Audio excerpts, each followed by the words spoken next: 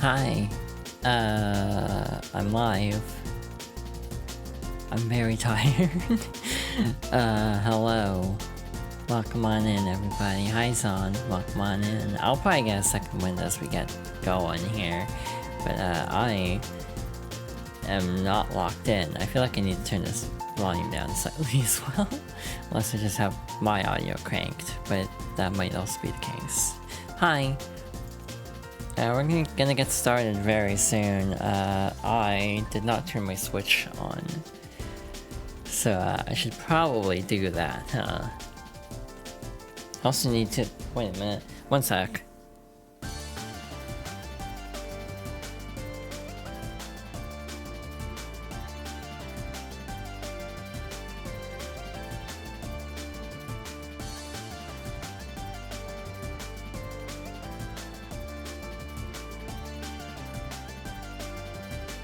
So, to explain some things, my setup this time is a little scuffed. One of my monitors completely broke, so I'm down to one monitor until the replacement comes in. Meaning I'm juggling a lot of windows, as I always do, on one monitor. So, see how that goes. Yeah, let's get started. I'm gonna try to psych myself up in a moment. Okay, yeah, I can do this. Hello. Yeah, we're gonna get started right away.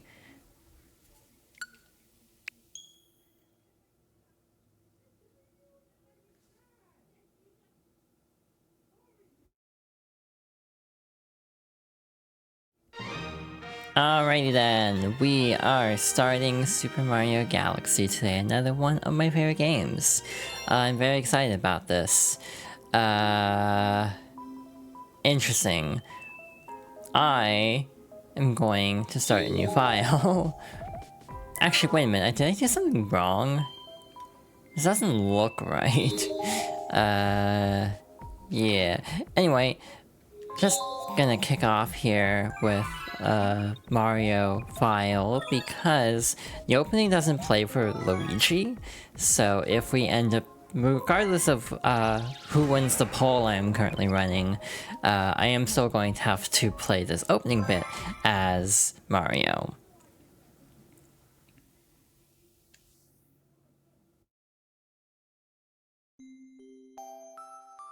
Every 100 years, a comet appears in the skies above the Mushroom Kingdom. The comet was so large one year, it filled the skies and sent countless shooting stars raining down. The Toads brought the shooting stars to the castle, where they became a great power star. It should have been a very happy time for the citizens of the Mushroom Kingdom. That was the night of the Star Festival, held once every 100 years to celebrate the comet. Dear Mario, I'll be waiting for you at the castle on the night of the Star Festival. There's something I'd like to give you. From Peach.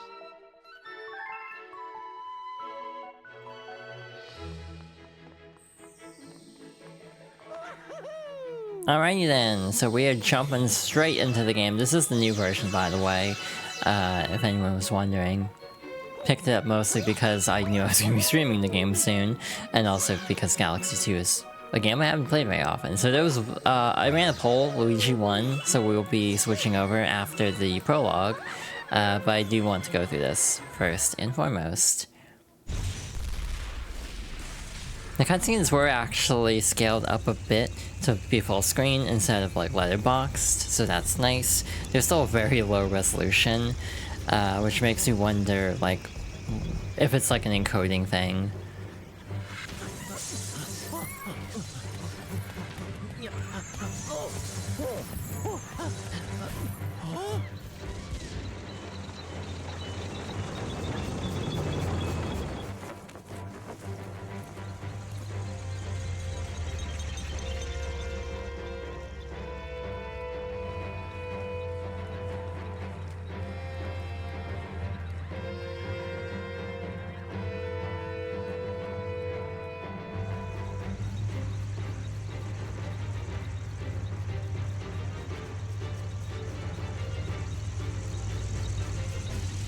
Hi, Chibi. Welcome on in.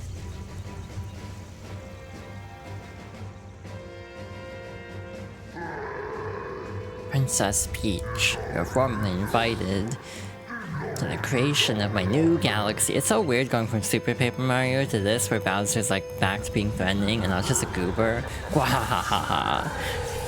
Like, it's so fascinating. This festival's over.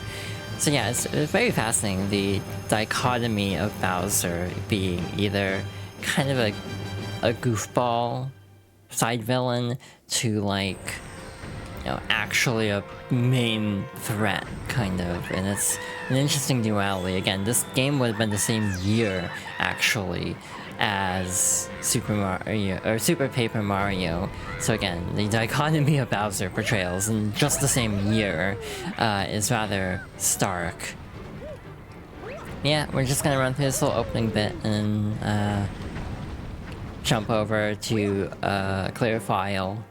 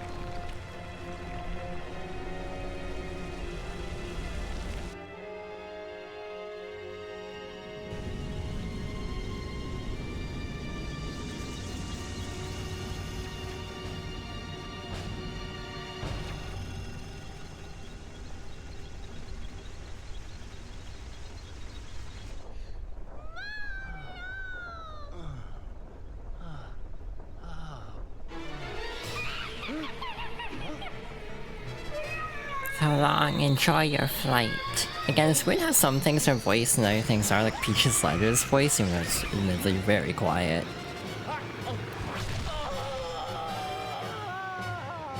And off he goes.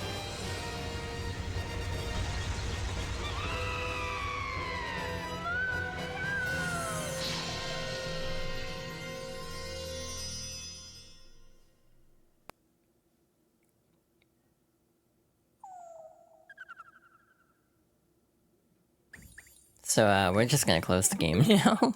Again, I ran a short poll. That was the wrong profile. What am I doing?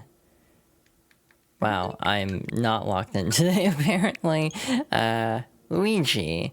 So when I beat the game, I decided to just keep a file on standby, because I plan ahead sometimes.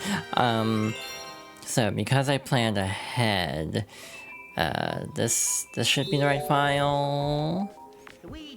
Yeah, Luigi 0. So I'm gonna keep that, so I just have a Luigi file on standby at all times. We're just gonna copy that over, and we're gonna jump in, like so.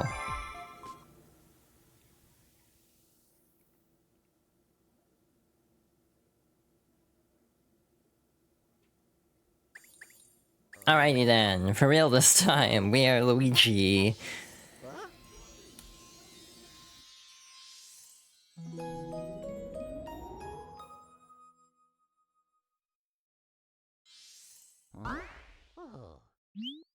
Finally, you're awake. Let's play.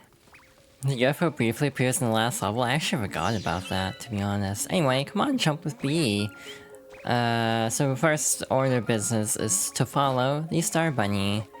To a whole group of other Star Bunnies.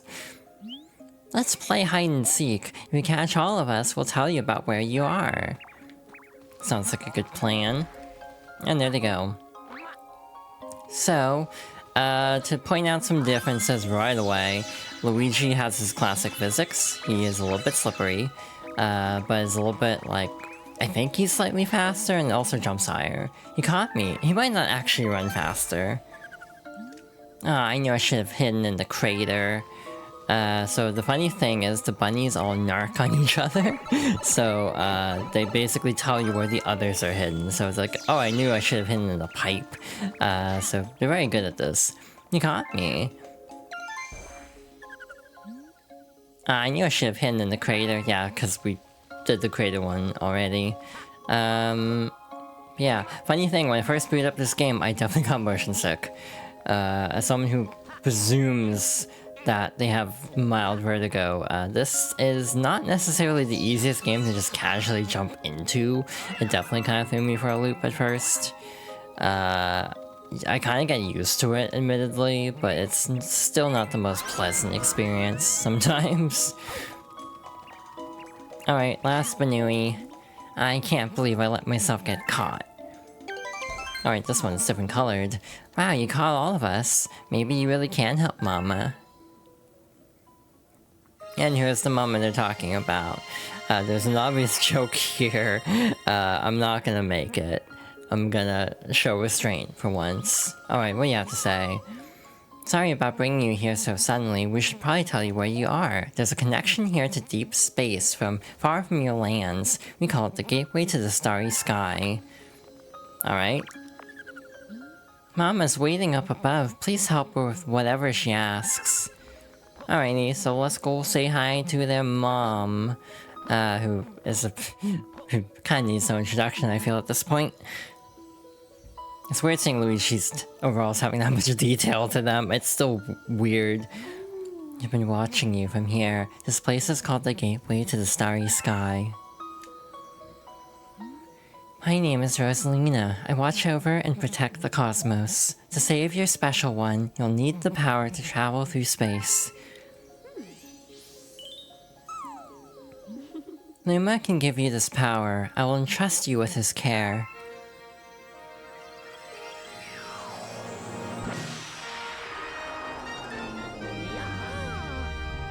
You have the ability to spin now. Shake the controller. You can also spin with Y, thank God.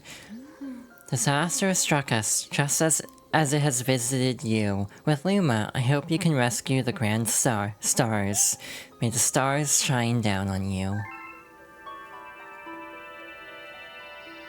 Neat.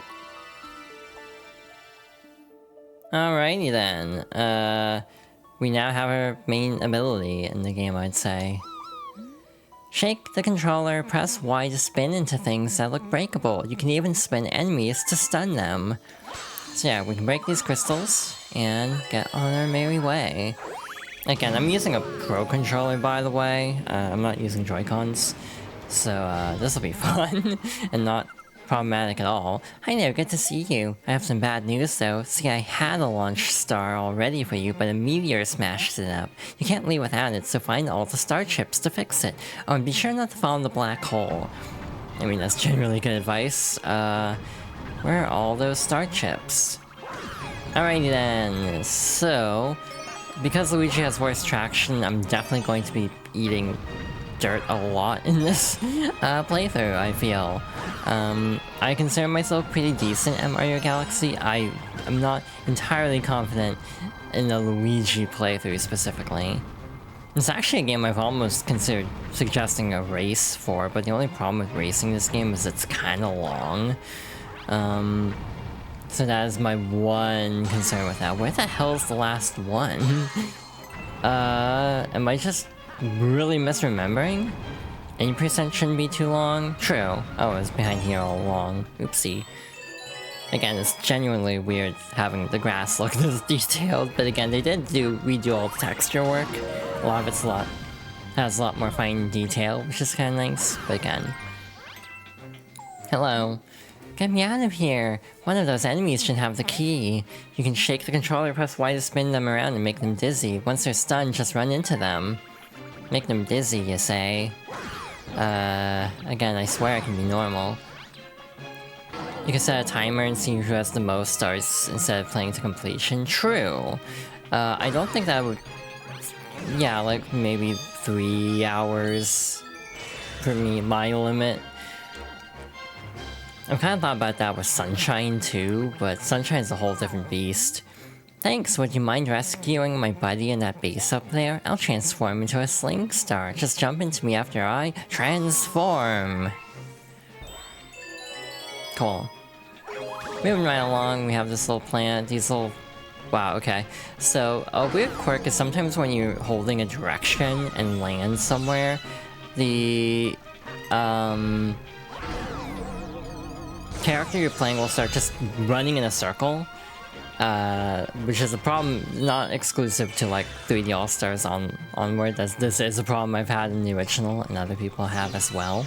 So that is not exclusive to like Switch versions of this game. Hurry, down here. Alrighty. Yeah, it's actually pretty long. Surprisingly so. We've been waiting for you.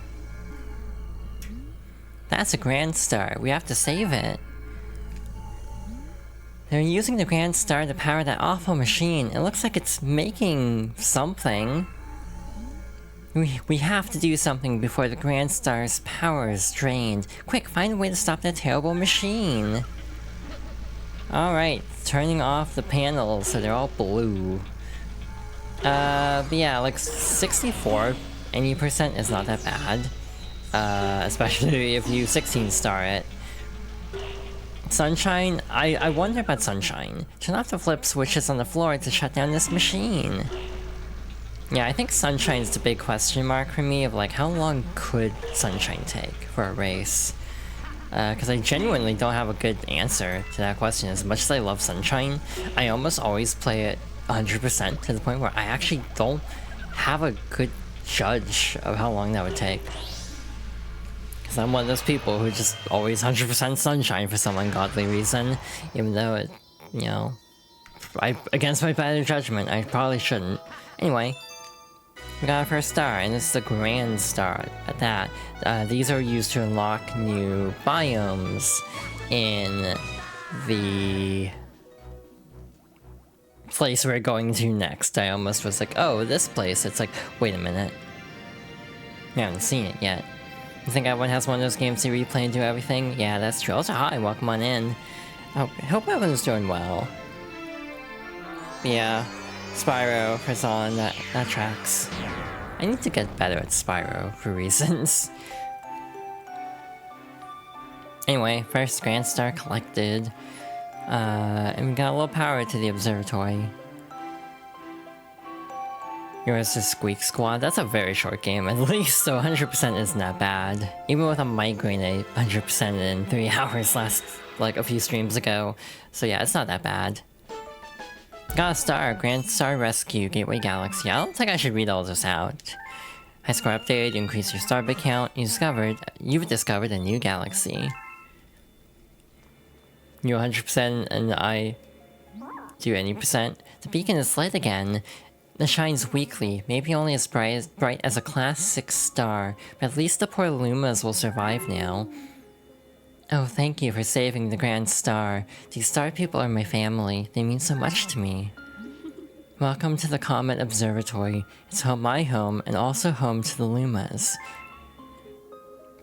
You see, we travel the starry skies.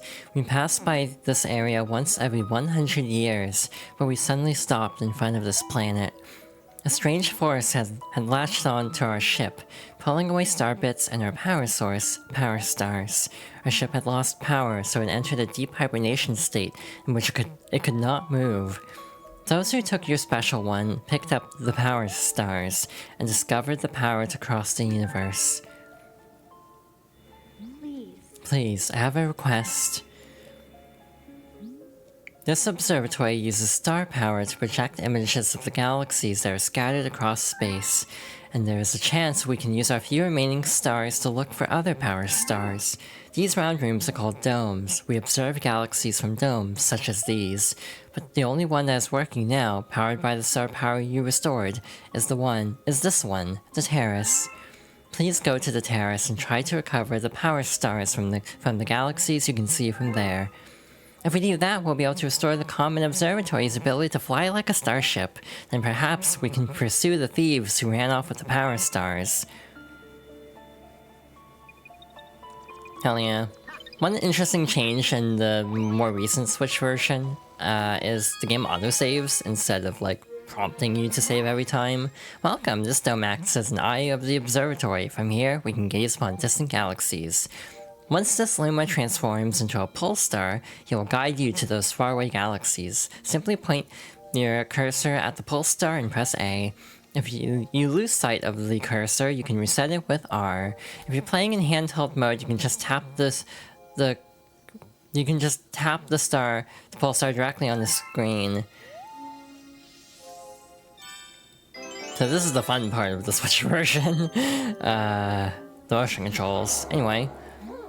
These are the galaxies that can be observed from this dome. The numbers represent their distance from the observatory. The bigger the number, the greater the distance. The more power stars you find, the farther you will be able to travel. So only one galaxy available for now, which is the Good Egg Galaxy. There's a joke here somewhere. Yes, it's undeniable. We're detecting power star energy patterns in the nearest galaxy, but I must warn you that the evil energy readings are off the charts. Please be careful. Alrighty then, first star time. Hope everyone is having a good day, by the way. Looking forward to hopping into this game. First up is Dino Piranha, so nice little easy mission to start out with, I think. If I recall correctly.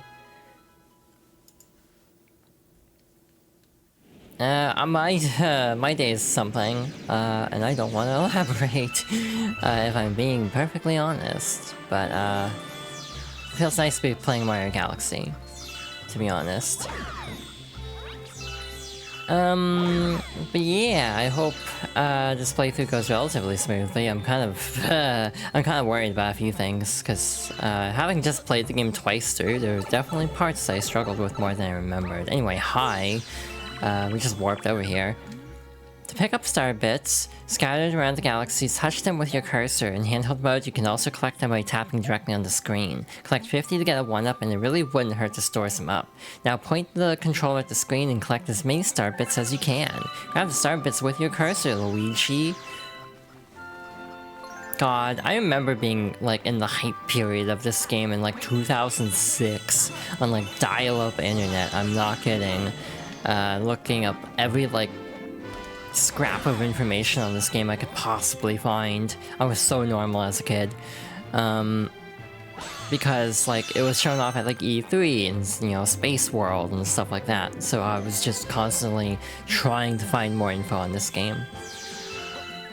Again, it is one of my favorite 3D Mario. It's probably my favorite 3D Mario. I love Sunshine because I grew up with it. But it's kind of scuffed, I'm gonna be real. So you can actually skip this very easily as Luigi. The spin kind of has a magnetism to it, so if you spin near a star, it'll pull you in. So we just skip the pulse, like a sling star. If you get hurt, grab a coin to patch yourself up. Pick up a coin to restore some life. Cool. You can also break these boulders by hitting the little red shiny part. I always like that. It kind of looks like jelly, kinda. But yeah, I should probably have given a motion sickness warning for this game earlier. But hey, motion sickness warning. This game's a lot at times. Where the hell's the last one? Why am I having such a hard time finding things today? Like I'm oh, there it is. We're gonna get clipped by the boulder probably, it's fine. Oh, we lived. Cool. This also bodes well because we'll have to do this again later on. So yeah, that'll be fun. Hi, who are you? Grab a Spraddle Vine and shake the controller to twist. Twirl it up. You can also twirl with Y. There's a recurring gag of like the billboards having names in this game. I was wondering if that was one of them. It was not. There's like Gilboard and Billboard, and I think there's a couple others. I don't know if Jillboard is one. Little thing under the planet. Creating star bits to collect. We do need a lot of star bits, like over thousands over the course of this playthrough. So ideally, I would like to collect quite a few. There's 2 routes here. One is through this pipe, so we might as well... This is like the slower one, actually, so we'll show it off now. Next time we come through here will be a time trial. So yeah. We'd rather not mess with this slow-ass area. You earned 1 additional Luigi. Okay. Right, slippery. I forgot, very briefly. That was almost very bad. Like, I don't know. I'm just feeling kinda like...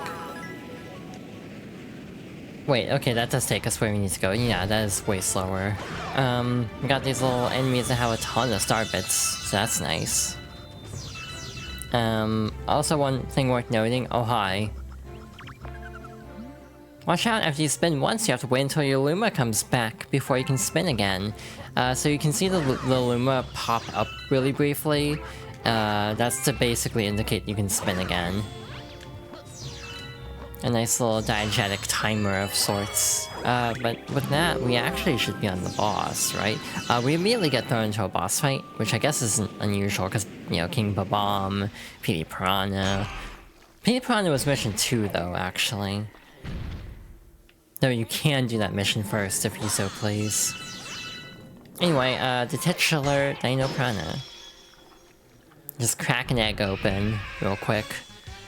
This fight's not that bad. Now, in Galaxy 2, it kinda sucks, cause, like, time limits and stuff. It's not even just... Oh, and also there's a variant near the end of this game that also pops up in Galaxy 2, and this is part of a really annoying mission, and I don't like it. I will also say, I get why, like, what am I trying to say? It's like, it's fascinating that, you know, Galaxy 2 is such a different feeling game to this game. That's a whole topic to get into at some point. It's just like the differences between Mario Galaxy 1 and 2, because the entire vibe of the games feel very different, to the point where I think Galaxy 2 is objectively a better game in some ways, but Galaxy 1 still holds a place near and dear to my heart for a lot of, you know, personal reasons. Those are star bits. To Lumas, they are the tastiest, most delectable treats imaginable. Aim your controller at the screen and point your cursor at them to pick them up. If you're playing in handheld mode, you can also collect star bits by tapping them directly on the screen. Once you have some, shoot them by aiming with the cursor and pressing ZR. Cool. Why don't we try it out? Aim at me and feed me some star bits. Alright, so we gotta pick them up and then give them to... I think this is Polari, right? That's the ticket. Tasty. Let's call those little morsels made for you for this lesson. You can also shoot them at enemies or feed them to a hungry Luma. Either way, I'm sure star bits will be a big help on your adventure. So we bank star bits after every stage, but I will also argue that lives are not really worth grinding for, because to be blunt, everything resets.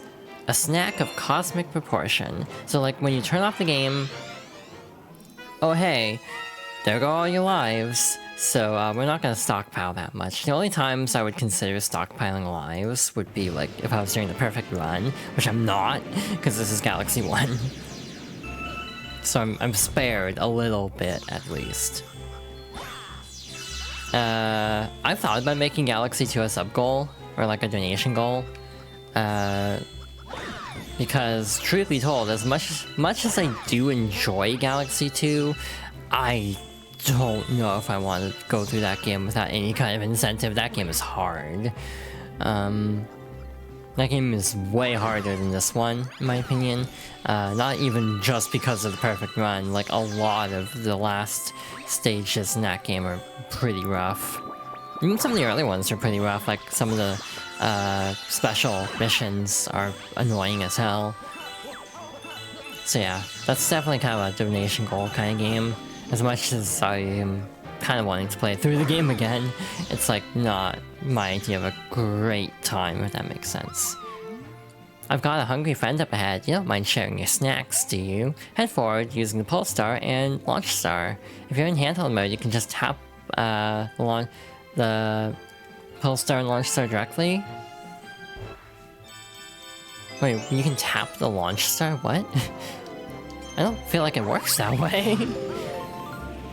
It's always interesting in this version because everything's higher res. A lot of things stand out a little bit more of like what is actively loaded in and not loaded in. So for example, low-res versions of planets you don't go to are visible, which might not be as obvious on like a Wii because it's much lower res. It's 480p. Even running through a Wii U, it's basically 480p upscaled. And not particularly well at that. Hence why for Super Paper Mario, I used the filter option part of a homebrew application to get rid of the filter because it makes Wii games look really blurry. So this level's interesting, it kind of loops on itself. That star I think takes you all the way to the end. But this whole section loops around to allow you to get enough star bits for the Hungry Luma on this little Yoshi egg. So, truth be told, I don't remember how much this one needs, so everyone has a different amount, and some of them are kind of strict, especially in Galaxy 2.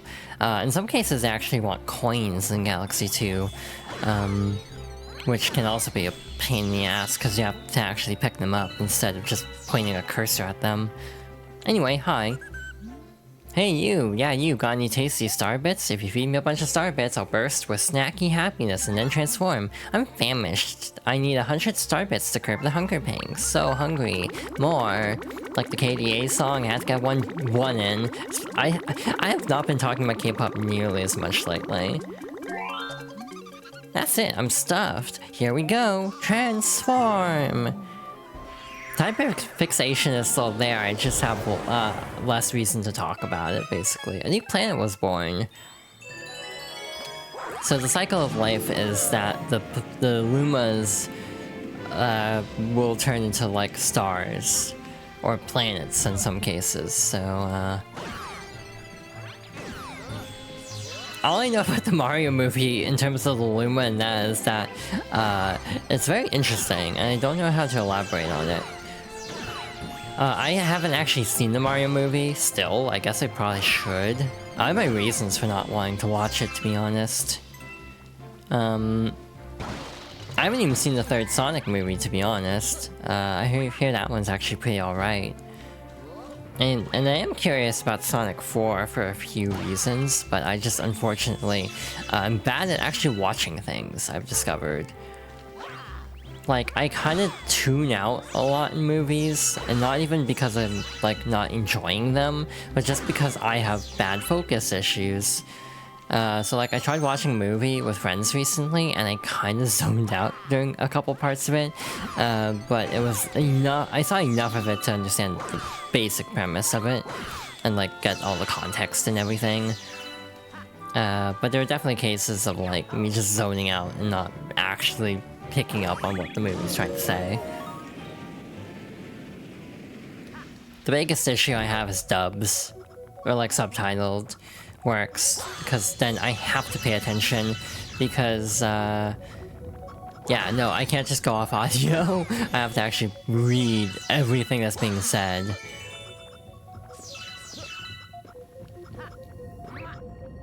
Like, trying to watch anime, I realize, actually, that's part of the reason I stopped watching anime as much, is because of how bad my focus issues have gotten. Because it's just impossible for me to actually pay enough attention to an anime. There's a 1-up over there, probably. I don't care, because again, they're gonna reset anyway, once we're done streaming for today. So, not gonna go out of my way for that. Yeah, it's that 1-up there. Coins are kind of interesting, they track them, but also, like, why would you... Like, Goombas, the way they work, and a couple other enemies, I think, is if you spin to defeat them, you get star bits. If you jump to defeat them, you get coins. So you can basically determine if you want coins or, like, to restore health, mainly, or if you just want something else. So you're supposed to grab the Polestar chips, you can just do this.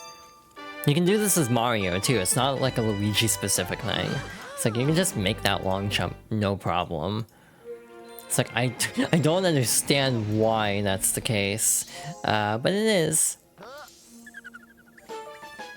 Anyway, up to 3, that unlocks the next galaxy. You've discovered a new galaxy. Oh, this one's very notorious. Well done, brave explorer. You've discovered a new galaxy. Collecting power stars will expand our range of vision, perhaps to eventually include the enemy base. So I'm gonna be real, this playthrough's structure is gonna be a hot mess, probably. Because of how you actually unlock things in this game. I'm probably going to go in a really weird order for some things. For example, like in Sunshine, I like getting everything and then fighting the final boss. You can't do that in Galaxy. You have to beat the final boss to unlock post-game. The problem is, to unlock the true 100% reward, specifically for Luigi, and that also unlocks for the Mario side once you beat it as Luigi. So I would have used a completion file to show that off if need be. But the problem with that is, like, we have to fight the final boss twice at some point in this playthrough, and I don't like that. It's one of my least favorite choices in modern Mario games. And also, like, you know, Bonanza kind of does it too, for like true ending and stuff, so I'm not really a big fan of having to refight final bosses to unlock the true ending.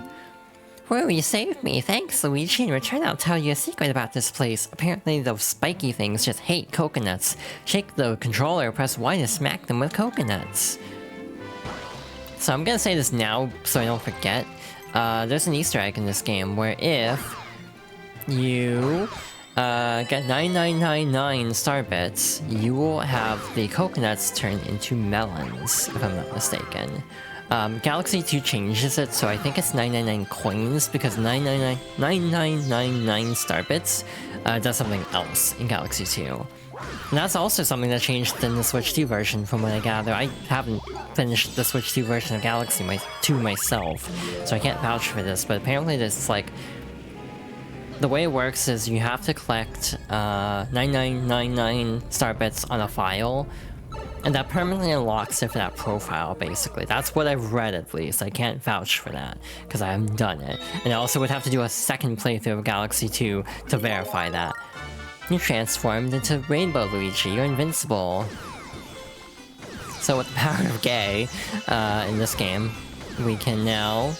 Okay, get motion sick, cool. But we can also just plow through all the enemies, no problem. We're gonna even break these like big chomps, which is good to keep in mind for the future, because we'll definitely be needing to break some of those later on. But yeah, this is kind of a nice little mellow playthrough.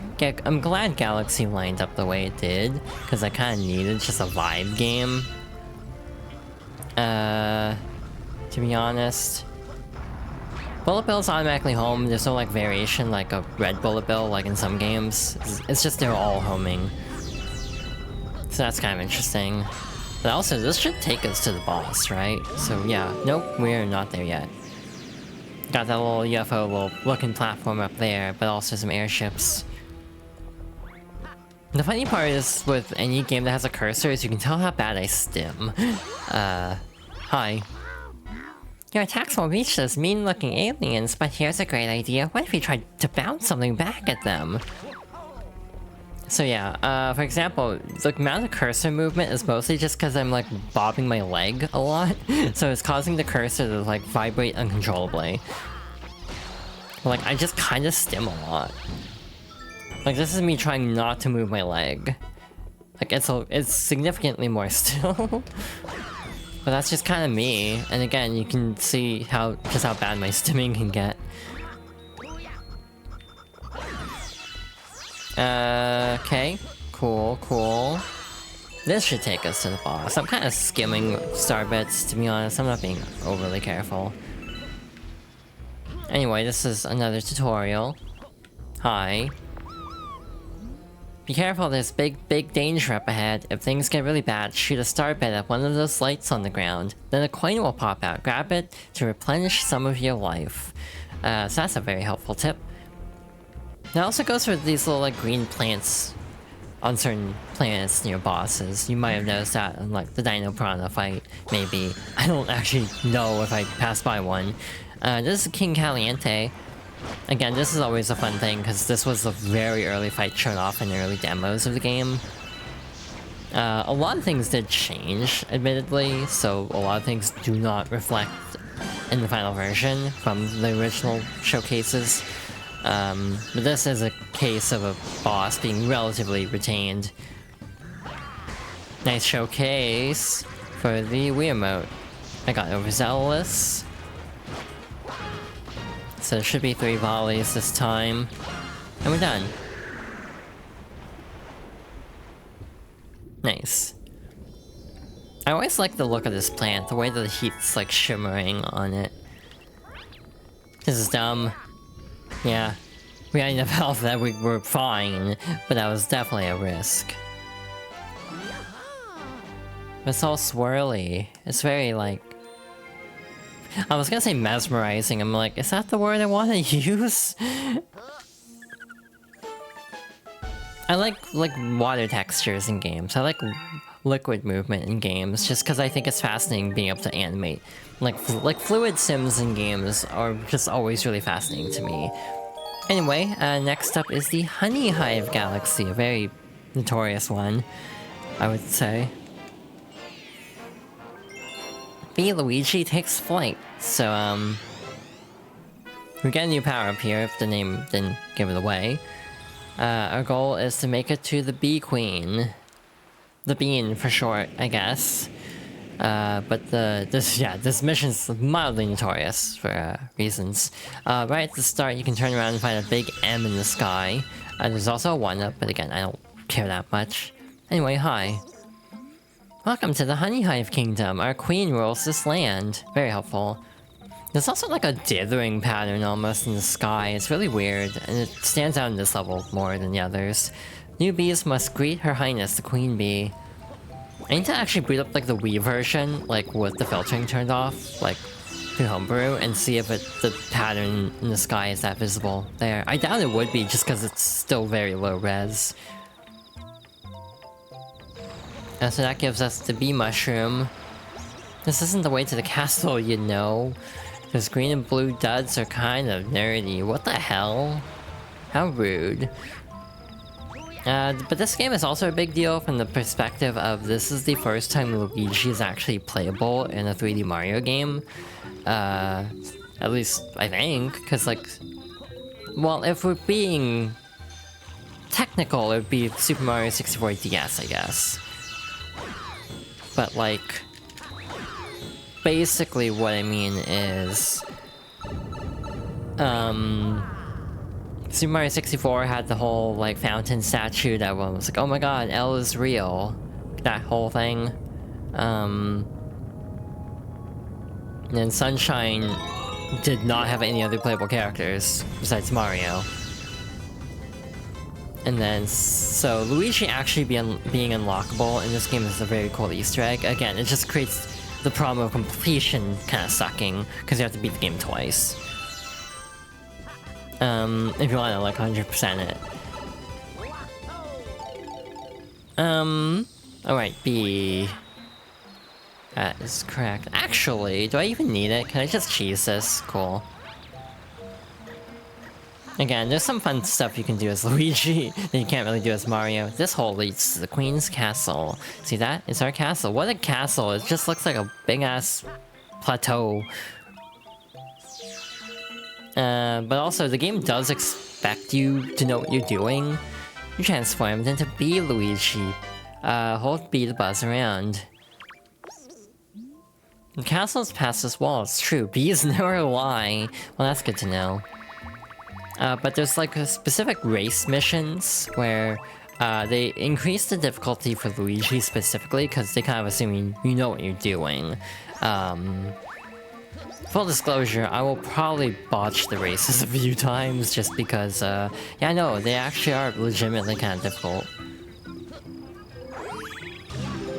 So, yeah, off we go. Almost making it to the Queen. Yeah, I have so many memories of playing this game. Again, this was like one of my most anticipated games. I say that a lot, actually. That like games of this era were my most anticipated games because it was at a time when I actually had like, you know, vague internet access, albeit dial-up. So your mileage may vary on how good of internet access I really had. But because of that, I actually found out about games a lot more. And one of the perks of being a bee is that we can stick to this honey wall. Grab on and climb up here, it's a blast, no joke. What is over here, actually? Oh, it's Spraddle. Where the hell does this take us? Okay. Cool. A little Easter egg area with another thingy. The coins do fill the meter, also. That goes for underwater, too, whenever we cross that bridge. One thing I really do think about is how I kind of feel like I go into like a YouTube tutorial mode whenever I'm playing games I'm acutely familiar with, which is very interesting. It's part of the reason why I want to do more like first-time playthroughs. And who might you be? A physician, we presume? No matter, we are in the most vexing predicament and require assistance. The most furious itchiness plagues our entire being. It must be stopped. Please find the source at once. So yeah, this is why a lot of people find this mission questionable. Honeybee Queen is also in Mario Kart for 3DS, Mario Kart 7, which is a very notorious pick. Specifically because Waluigi is not in that game. My thanks, you have shown much bravery, newbie. We trust that we may rely on you in the future. We're still not done, believe it or not. There's a bit more left. So let's hop down. If you touch water, you automatically lose the bee suit, by the way. But up here, we have a series mainstay after a certain point. How are we ever going to get back? Glad to see you're okay, yawn. Oh wow, it's Luigi! We escaped from Peach's castle too! But then we thought Bowser would get us and then we got lost with Luigi, huh? Oh, I just remembered, we found this power star. I'm sure you need this, so here, take it. They got lost with Luigi, you say? That is very intriguing. Take this power star, what do you say? Hello, Luigi. So yeah, this is the introduction of Captain Toad and the Toad Brigade. Though some argue that... I'm pretty sure I've seen arguments that the Toad in this is not the same as the Toad in Captain Toad. And it's like, I don't want to get into the weeds of Mario lore to unpack that statement. Luigi, your name is Luigi, isn't it? That is what I heard from your friends who just arrived. Luigi, it has such a nice ring. Look. Your friends are waiting for you in the garage. I think they want to tell you something, so you'd best hurry on over there. Cool. So yeah, eventually the Toad Brigade will like fly around and be in specific galaxies. You also have the Male Toad, which is very helpful. Mr. Luigi, check it out. I'm a Male Toad and I have a letter for you. Dear Mario, I'm in a faraway place, but I'm alright because you're coming to rescue me. P.S. I hope this gift will come in handy. From Peach. Huh? It's addressed to Mario. Don't be upset, Luigi. Hang in there. Princess Peach included 21 one-up mushrooms in her letter. Would you like them now? Yes, please. Ah, even when she's kidnapped, the princess is so thoughtful. Well, come see me next time there's a mail delivery. Where are we? I want to go home. I'm so homesick. Oh. Hello. Luigi, somehow we made it too. We'll help you get the power stars and save Princess Peach. You can count on us, Luigi. We're all in this together. Leave it to us. Uh-huh. We're building a starship. This ship is for the Toads. Sorry. Didn't mean to jump on your head. So I guess this place is some kind of mobile space station controlled by that Rosalina lady. Where exactly is she anyway? She's not a witch, is she? Is she? No, that's ridiculous, right? Who is that Rosalina lady? The Lumas are going to build us a ship. When it's done, let's go look for Princess Peach and Power Stars. What kind of starship will it be? Ah, I can't wait. Well, at least someone's excited. And then, like, the Yellow Toad just wants to sleep, which is, like, you know, just like me for real, for real. Also, thank you for the hydration check, like, half an hour ago. I didn't actually verbally acknowledge it, now that I'm thinking about it. I think we have time for this. Yeah, Loop-de-Loop Galaxy. This one only has one power star, but it's like, each one has like several main multi-star galaxies and a handful of like one-off stars. But this is Surfing 101. There's actually a weird quirk in this version, and also 3D All-Stars for the surfing minigame. The cursor doesn't actually work for some reason. Like in the original, I think you could use the pointer and actually collect star bits, but you can't in this version. And also the 3D All-Stars version. Hi. Around here we surf on rays. I'm serious, we call it ray surfing. That's what we do. Very creative name. Hey, this is Penguin Paradise. Ray surfing isn't so easy, so listen to what Coach has to say. That cute little guy over there is Ray. That guy. Are you a surfer too? Yes. Oh, but this is your first time ray surfing, right? Well then, let me show you the ropes. Now, let me explain. Try to match the guide on the bottom right. Yeah, that's the basic position. To turn left, twist left from that starting position. Correct, that's how you turn left. To turn right, you've got to twist to the right. Turn left just makes me think of Doctor Who. Yep, that's how you turn right. And all you need to do is hold down B to speed up. That's all you need to know. Now give it a go on the course.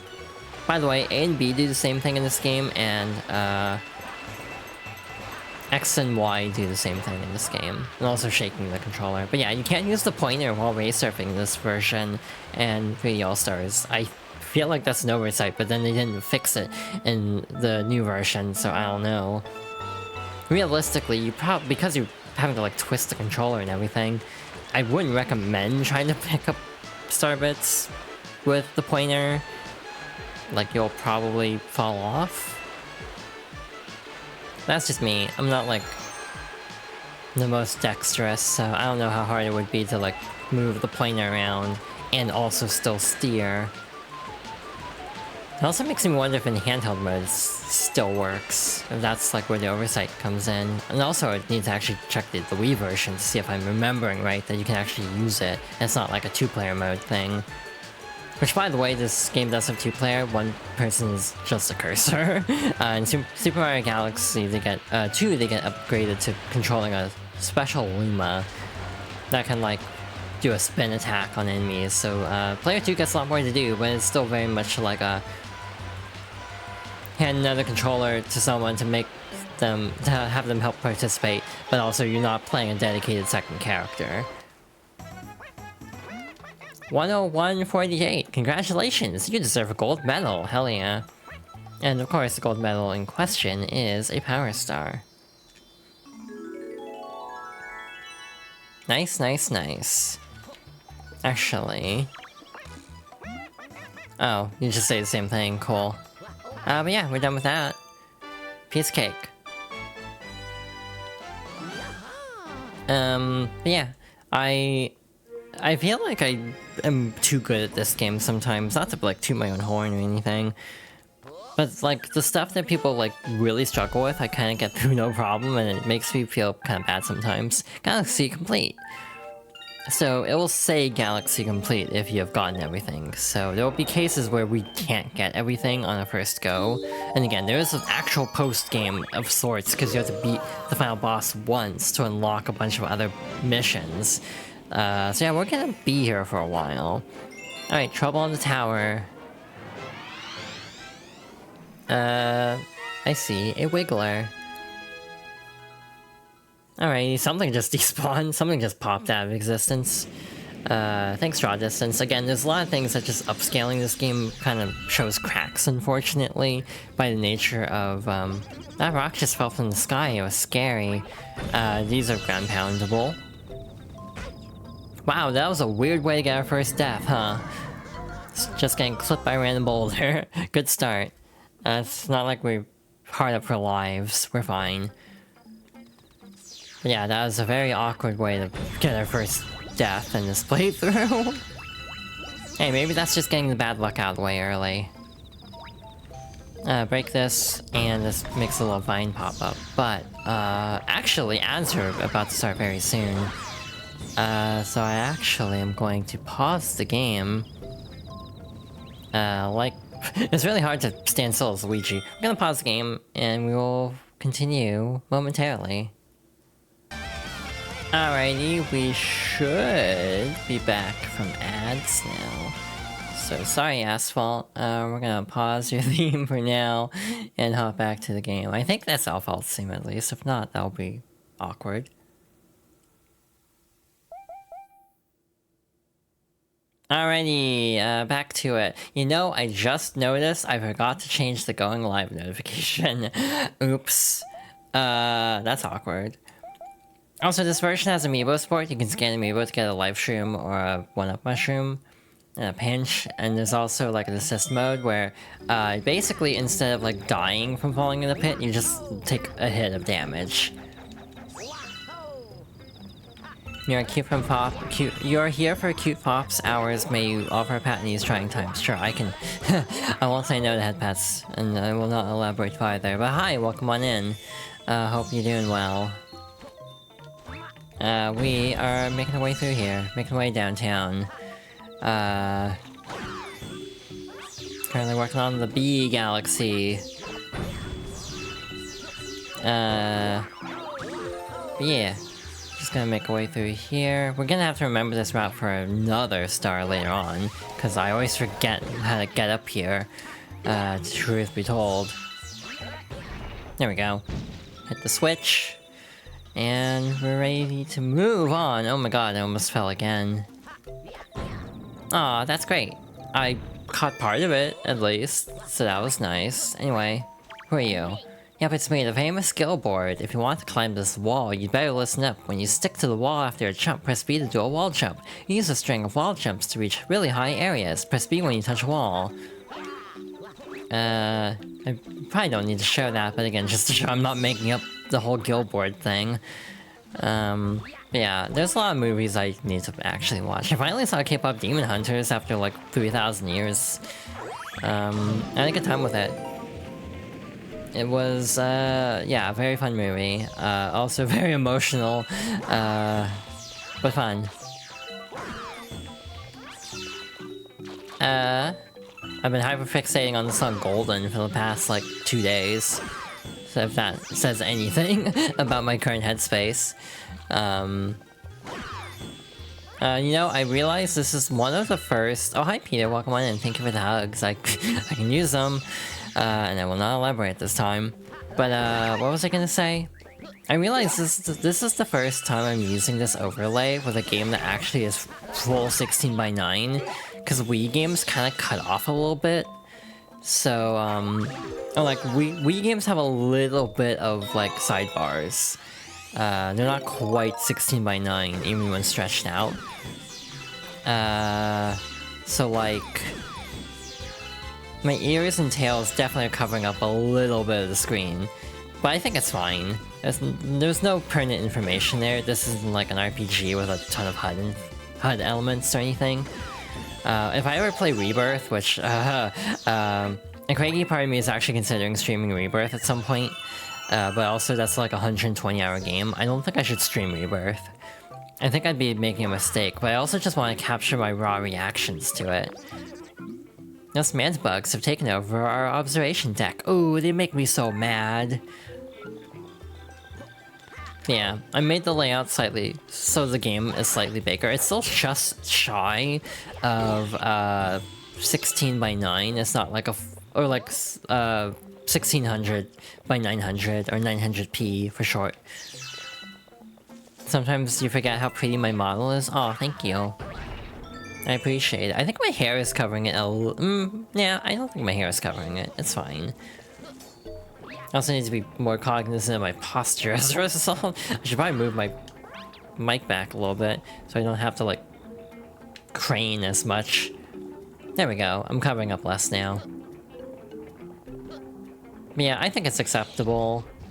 Part of me wants to consider just doing full screening, but the problem is that means bottom right-hand information or something will always get covered up.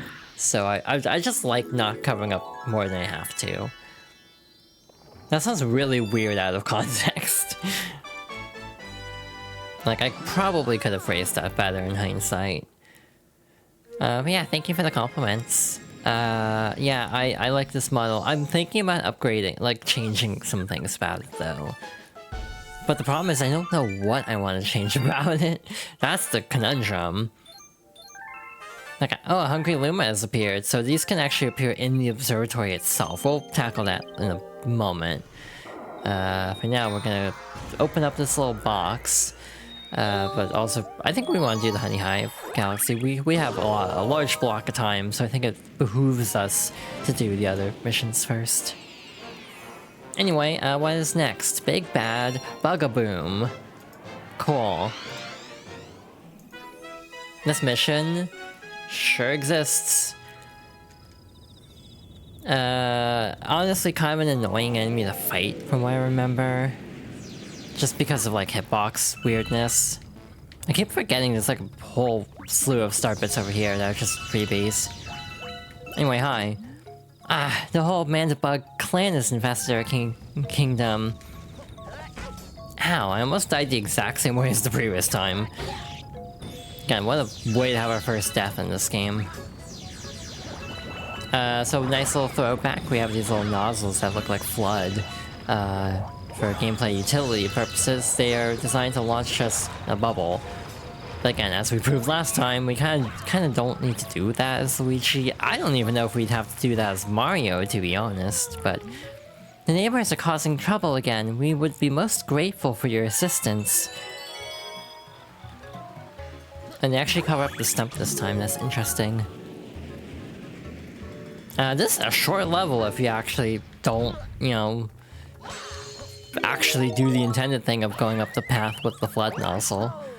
If you just long jump to the end, no, this isn't bad. One funny thing is I stem by mashing buttons sometimes, so I had to, like, move my finger away from ZL so I don't ground pound into the abyss. It's like, you know what, I shouldn't ground pound here. Anyway, this is the titular Bugaboom. Convenient little target shape on his back. Wonder what we're supposed to do. But yeah, oopsie, I hope I hope people didn't get confused by the stream notification, because yeah, I left the Super Paper Mario by accident. Because I have been going through it, if I'm being real. So I kind of spaced out on actually updating that. Though the like going live message is like I tweeted and everything. Not tweeted, but like Blue Sky posted. I refuse to say skeet. Yeah, the Blue Sky post should still be accurate. Jesus, almost got it. First try. Yeah, Bugaboom is just kind of annoying to fight, in my opinion. Just like weird hitbox. Also, the bee suit is not the most like dexterous. I feel like it's one of the weirder ones to actually maneuver. Personally speaking. But yeah, it's been a weird week. Like, my monitor kind of blew up. It didn't actually blow up, I'm gonna clarify, because that sounds very concerning. But it just turned purple. Like, it just turned purple and kind of flickery. It looked like it had scan lines going through it. So it was basically unusable, because text was very difficult to read on it. And it was also purple. It's also an 8-year-old monitor.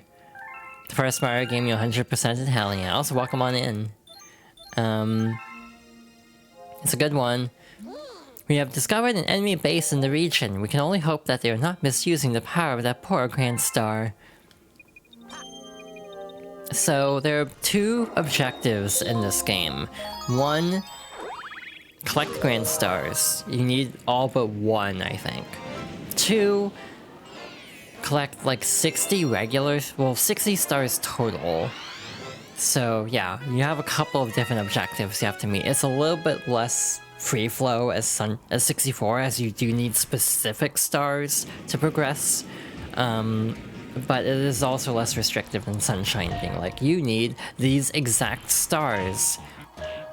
Like, if we're being pedantic a little bit about Sunshine, for all intents and purposes, you only need 7 stars to actually beat the game. Because it's only the Shadow Mario episodes that matter. So yeah, it's kind of like a weird design choice. I've never been a huge fan of that, even though I like Sunshine a lot. It just feels kind of like it decentralizes actually playing the whole game, which feels very backwards, to be honest.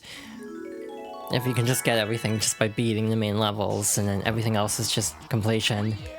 Yeah, Sunshine is one of my favorite games, genuinely. I just also admit it has a lot of issues that I can overlook because I grew up with it. I was like 8 when I played it.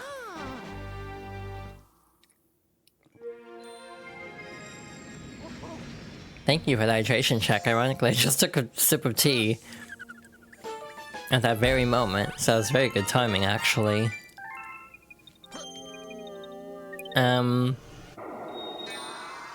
Yeah, the controls are a lot, but again, I still like Sunshine a lot, still, faults and all. But next up is Bowser Jr.'s Robot Reactor. This one isn't too bad. I say slightly, Megaleg's Moon, slightly hesitant because I'm a little nervous about things going wrong here. I want to show off something cool, but we'll see how it actually goes. But anyway, first order business, we need to break open the glass. Like so. Just lure the bullet bill over, hope it doesn't clip anything on the way over, and we're good. You're learning a dead fighting game. The problem is, how are we defining dead? Because a lot of people have very, very different definitions of what a dead fighting game are.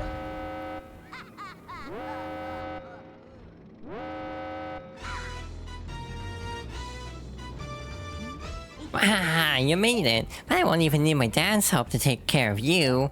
Go at him, Megaleg. Stomp him with the power of your Grand Star. We'll see how that works out. Describe Mortal Kombat Deception. I don't know which one Deception is. I'm not a Mortal Kombat fan. The second 3D game? I mean, is it part of the collection? Okay, yeah, no, I'd say... Oh, you're just learning it, period. Interesting. Yeah, I don't know. That might count as a dead fighting game. I don't know how many people play that game. I have no frame of reference. I don't play MK. There's a very brief deal that got taken down very quickly, where, like, Mortal Kombat 10, 11, and 1... God, I hate these names. Ended up, like, discounted way below what it was supposed to be discounted to.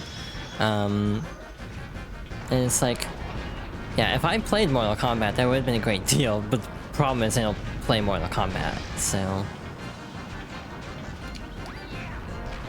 The problem... Oh. So, one thing I always like doing, and I saw someone else do this recently, so that's why I remembered. You can actually lure the bullet bill over the cage and hit the Grand Star chamber. I was trying to do that, and I almost got it the one time, but screwed it up. Otherwise, that's a very easy fight. No real hang up there. Need to backflip sooner. The problem is backflipping as Luigi sucks, because he has so much traction, it'll read as a long jump.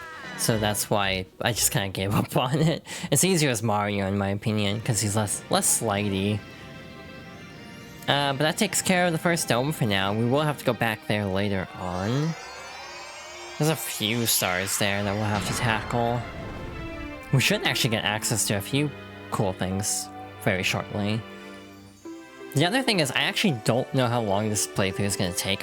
My feeling right now is 5 streams. I don't know if I'm underestimating myself or overestimating the game's difficulty, but we'll see. Like, we're 1/12 of the way there. Just throw Mario in the trash, damn. That ball of flame represents the power of the observatory. We call it the beacon. When you recover a Grand Star, a little star power will be restored and the beacon will grow. The common observatory can use that power to fly through the universe. Once all of the power is restored, we will even be able to fly to the center of the universe. Hell yeah. Oh, the power is on in the new dome. The fountain. The newly opened dome is called the Fountain. It's really quite relaxing. By the way, have you looked at the map? It contains information about galaxies as well as domes. If you get the location of a dome, don't hesitate to speak with me. Nice. Before we tackle that though, let's talk to you. Feed you some star bits. 400. Cool, we have plenty.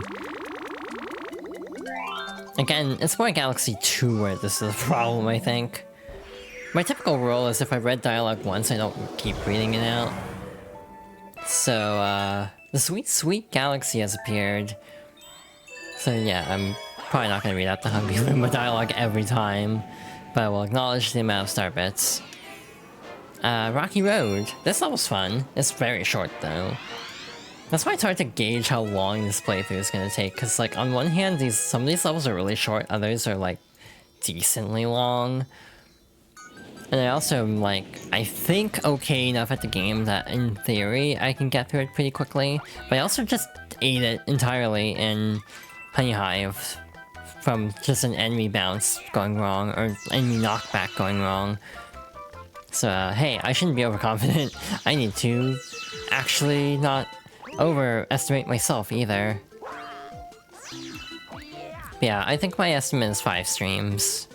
I can't go any farther. Don't stop here. The star is right around the corner. I like how shiny this is. It does kind of look like chocolate.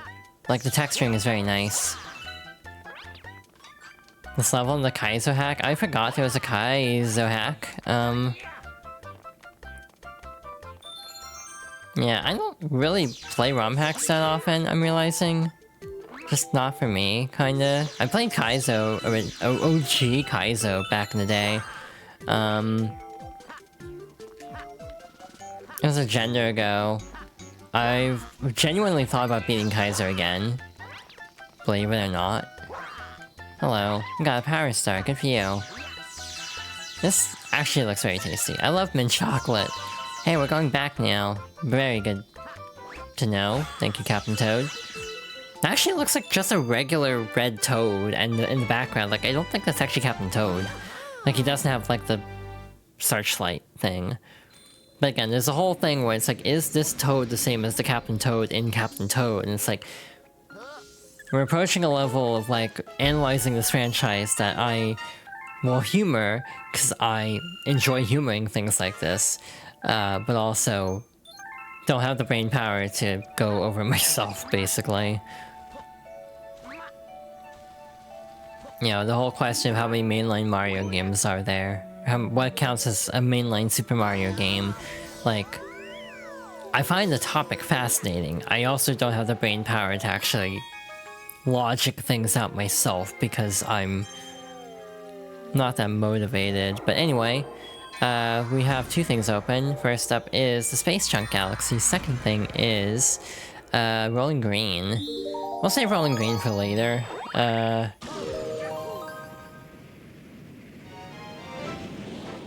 And off we go! Pulsar Path in the Space Chunk Galaxy. This one's kind of annoying, but more so because there's a speedrun version, like a time attack version later on. And that one stresses me out. It's actually not that hard. It just stresses me out because I don't do all time limits sometimes. This is also a level with a lot of like gravity shenanigans where you can definitely go all over the place. But yeah, like, for some reason time levels sometimes stress me out. Daredevil levels? We'll see. We'll see how well one Daredevil in particular goes. Just one that I got first try. That is notoriously difficult, so I felt very proud of that. But we'll see on stream, as I'm talking, how that actually goes, because it's a very different dynamic, believe it or not. Actually trying to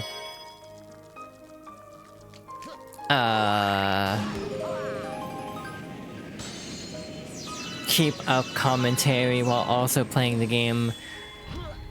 And let's be real, I hold myself to a higher standard than I really should. Anyway, a lot of people think this ship looks like the ship from Pikmin 2. It doesn't look exact to me. I always thought that was kind of a stretch, to be honest. but I can see it as potentially an Easter egg of sorts.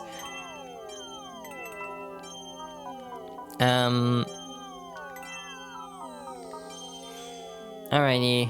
You know, all this play interaction is reminding me I still need to play The World Ends With You. I have the Switch version and I picked it up years ago and never actually finished it. The unfortunate part is I just...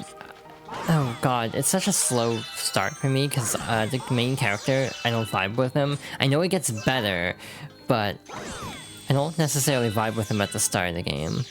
Anyway, rescuing all the toads. Where'd my glasses go? Please help my other friends. Where's that confounded power star? I was hoping you'd be like, it's me, other friend! Anyway, there's Captain Toad coming in when we've already done the work. Captain, how could you? What do you mean? Ow. Hi. Da-da-da-da! Mr. Luigi! As the brave captain of the Toad Brigade, I've already discovered a shortcut to the Power Star. Take the Sling Star to the top of the Star Shroom. There's a shortcut on top of the Star Shroom. I mean, how much do I feel comfortable breaking in this level? So, the path is always here, essentially. It just doesn't appear until we're right on it. So if you feel gutsy, you can use that to your advantage. You can definitely take some very precarious long jumps to speed this up. Like this, because it's like, well, there's gotta be something over there, by the nature of there being a silver star. This is dumb. Oh my god. Hell yeah. Cool. That was, very risky. I'm not gonna do that on the revisit here. Because not having checkpoints means if I do something dumb and die, I have to redo the entire level again. So I'm probably going to be more careful the, next time we go through this. But anyway, neat. Very nice. But I'm actually kind of thinking now, which Mario game takes me the shortest time, and which takes me the longest time? Obviously, like, we're gonna toss out Odyssey, because, like, that goes without saying, that's gonna be the longest one. But I'm actually starting to think, like, okay... what would the other, like, longest one be? I actually don't have an answer to that. But anyway, we have another fun level, Balrog Galaxy. I'm hoping to do one very specific mission first try, because I gotta first try well, 4 times, really. Camella's airship attack. Because I got it both as Mario and Luigi on my previous playthrough. Actually, no, that would be just as... that'd just be twice. No, wait, you do it 4 times. You do it twice as Mario, twice as Luigi. So I was actually correct. Anyway, Starshroom is still over here. Hi. Luigi and my brigade boarded the enemy fleet, and none have returned. As captain, I would go save them myself, but I'm much too busy at the moment and scared. If your crew's been kidnapped, shouldn't you just... get your act together? It's like... that's kind of interesting, the portrayal of this Toad, because they're very much a coward. Sort of like a self-appointed leader, basically. Anyway, we got some more Banuis. Teaching us how to do spins. So, basically telling you that you can get extra height using a spin in midair. To get stuff that's too high to reach, jump and then spin. Oh, that reminds me, there was like a very specific trick in... I think the Wii version. I don't know how that works in this version, or if it works in this version. But if I recall correctly, there's actually a weird quirk where Luigi specifically gets slightly more height if you shake the nunchuck compared to shaking the Wii remote. One, I don't know if that's just Galaxy 2. But yeah, I remember seeing like a post about this. It's like, that's so wild to me. And again, it's like, is that an oversight? Is that an Easter egg? I don't know. Either way, it's interesting. So yeah, like, there's one star in Galaxy 2 where you have to do a very tight triple jump to actually get it. So I've seen recommendations of using the nunchuck for that, and Luigi, to get that more easily. Yeah, very notorious green star in Galaxy 2, if I recall correctly. A green power star, you could say. Alright, here you go. Stupid octopus is blocking my way. I bet a few shells would take care of that little problem. If we hit that octopus with a shell... So yeah, these we cannot deflect back, we actually have to toss shells at them. Things are supposed to home, for what it's worth. If a shell is just out of reach, you can still spin to pick it up. It's interesting that that had a music note, because I think that's more of like the green Toad's vocal stem. Your health grew to 6. If it drops below 4, it will return to normal. Like vocal tick. So I don't know if that's a mistake or not. Anyway, whatever. To that other chest is probably just a mushroom or something. Next boss time!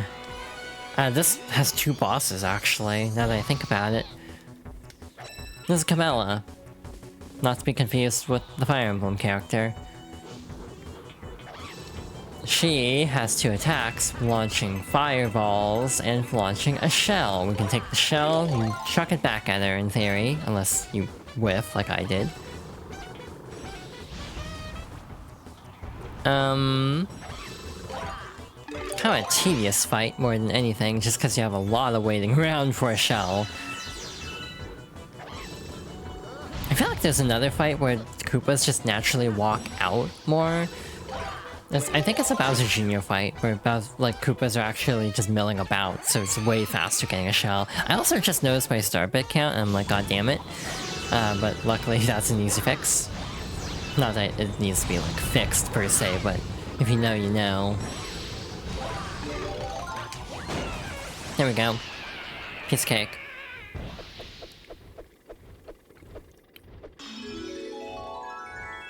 Not bad.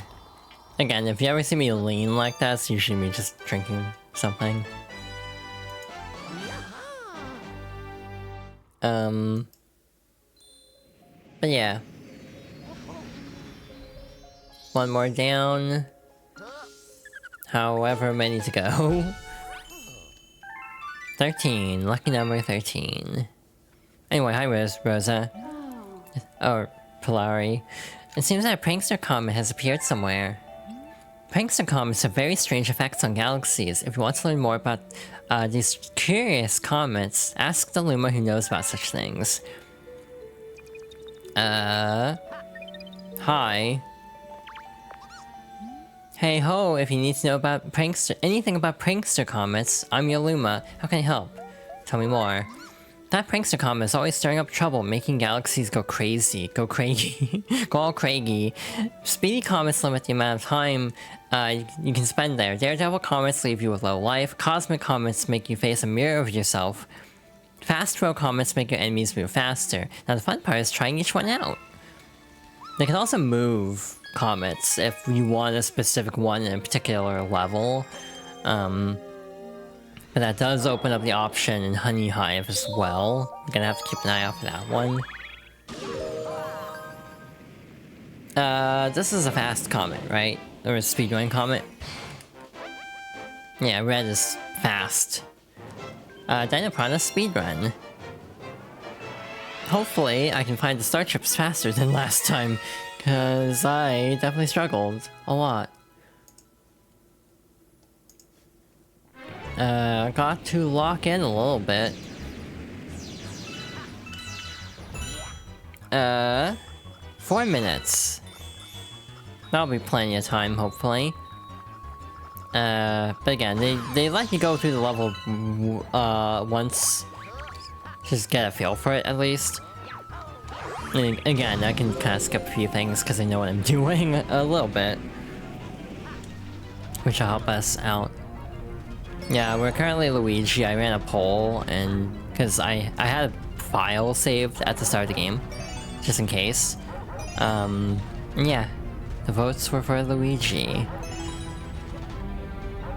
So with that, we'll have something very interesting before too long. Very interesting, like, bit of dialogue. I'm gonna stomp on you because I want a coin. Just to keep our health up because I'm gonna be playing fast and loose here because speedrun comment. To be fair, I was kind of leaning Luigi anyway, just because of the two. I am partial to Luigi more so than Mario. Nothing against Mario as a character, he just kind of doesn't have a one. Mario feels like he has less personality than Luigi. So I tend to gravitate more towards Luigi of the two bros. I wish more games had character options, to be fair. There's a lot of games, like, I was kind of mad about one game. There's a Digimon game, like Cyber Sleuth or something like that, where the first part has, like, a gender choice. The second part doesn't. And it's like, why? It's like, why'd they take it out for the sequel? It's like, maybe there's a legitimate reason for that. Oh yeah, I saw an interesting poll, not poll, but study on Final Fantasy games and gender ratios of dialogue. Basically, like, the only Final Fantasy that has a fairly even gender ratio of dialogue is Final Fantasy Lightning Returns, of all things. You know, the one where Lightning is the main character. But even, like, 10-2 apparently has a skewed ratio of male characters talking to female characters. That's the one where you have 3 female main characters. So it's like, what happened there? It actually makes sense now that I'm thinking about 10-2, because so much of 10-2 involves them just listening to a bunch of men griping about their problems. So, yeah, no, that actually does track now that I'm thinking about it. By the way, when you actually make a star appear, the timer keeps going. So that is very important to know, and will definitely get me in trouble. And Pain is also very quiet, Yuna's also kind of quiet.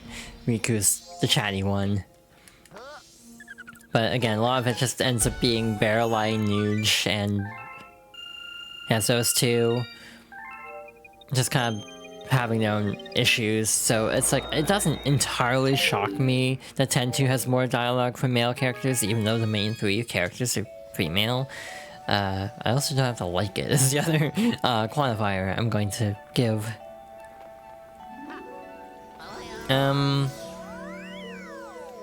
Alrighty then. Off we go. We have an interesting level coming up here. We have a little bit of a branch of what we could do. We could either do an optional... oh. Or we have a speedy comet. That works too, I guess. We'll never be free of speedy comets.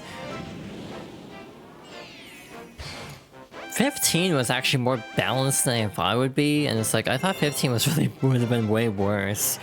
And it wasn't good, but it was less bad than I would have expected. I feel like 6 also is probably gonna lean more in that direction, towards like male characters having dialogue, just because, you know, I know Terran's, like, Terra doesn't really talk a whole lot, I feel. I need to play 6 again, it's been a hot minute. Oh, hi Star, thank you for the head pats, that's a very cute emote. Hope you're doing well. 6 is like 11 men, 3 women, yeah, in the party. Yeah. But yeah, I want to play more Final Fantasies. I want to play 8. I've never finished Final Fantasy 8. And part of me wants to finish, like, some more too. I need to play 5. Hope you haven't missed much. We're in Space Junk Galaxy, so we have like 14 stars. So yeah, not too much. FF5 is fun. That's like next on the docket, I think. I almost want to stream Final Fantasy 5 soon. This is game 20, by the way, for Fox Girls Favorites. So part of me is like, maybe I should take a break for the rest of the year and play FF5, because I have a lot of people telling me to play FF5 lately. But yeah, maybe I should. That'd probably be like late December, early January, if I were to attempt that. And again, I thought about doing it actually over the summer, but I was like, doing a normal FF5 run during Fiesta time is probably not a good decision, so I held off. Pat the star, pat the Zon, pat the chat who wants them. Okay. Let's see, how much do I want to take a chance on this level? How much do I want to show off? Should play FF5? Yeah. I also need to play FF5. Again, the ones I'm missing are 5, 8, 11, and a lot of 14 expansions, and 15, 16. I have the Royal Edition of 16, or Royal Edition of 15. I've had it for years. I found it at Walmart for $15, and I played it for like 2 hours, and I'm like, I will play this another time. But the problem is it takes up 90 gigabytes, so I feel like I should finish it eventually. I like 13. I'm biased because it was my first. I don't think 13's a good game.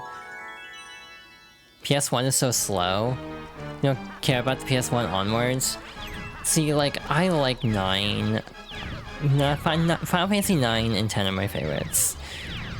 I know, big surprise. It actually does kind of feel like a surprise, because I think most people guess 10 is my favorite, but it's actually 9. And yeah, I will fully concede, 9's battle system sucks ass. It is absurdly slow. That's why I keep... Okay. 9 gets a good story pass. Yeah. It's like... My ideal would... Oh, hi. Enemy base spotted. We're detecting massive energy spikes. What are they doing there? My take is... Romancing Saga 2 Remake? Take that studio and have them remake Final Fantasy IX and actually have a functional battle system. And then it would be peak. Like, genuinely, that's kind of my, big hope if they ever remake 9. Have it a little more true to the original than 7 Remake, which is its own thing. Protect Girl skill is yours. Yeah. Which girls are you protecting, son? Anyway, Honey Hive Cosmic Luigi Race. I'm gonna botch this. I'm gonna guarantee I'm gonna botch this. I'm bad at the Cosmic Luigi races. Cosmic Mario's cool. Cosmic Luigi, and this is gonna be rough. During vanilla, FF5 is valid anytime. That is fair, I just... Weh. I do want to do a Fiesta run someday. Oh my god, I got it. Hell yeah. So if you crouch on the 2 disappearing, and then press, like, the frame of it ending, the countdown ending, you can actually skip a bunch. I'm gonna take it slow. You can actually just jump over and make it a little bit faster, but I'm like, I should not take too many stupid risks. I'm in the lead. I wish I had the Protect Girl skill though. I feel like I'm not the best at actually like looking after people, because I'm not the best at looking after myself if I'm being real. But yeah, that's something I want to work on. Personally, is being more reliable, I guess.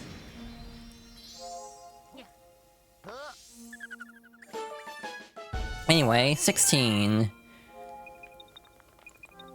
Back to the fountain, because we're done with there for now, until we meet a certain, character to rescue. You'll also take the Kiss Girls command? Command, you say? I see. Interesting.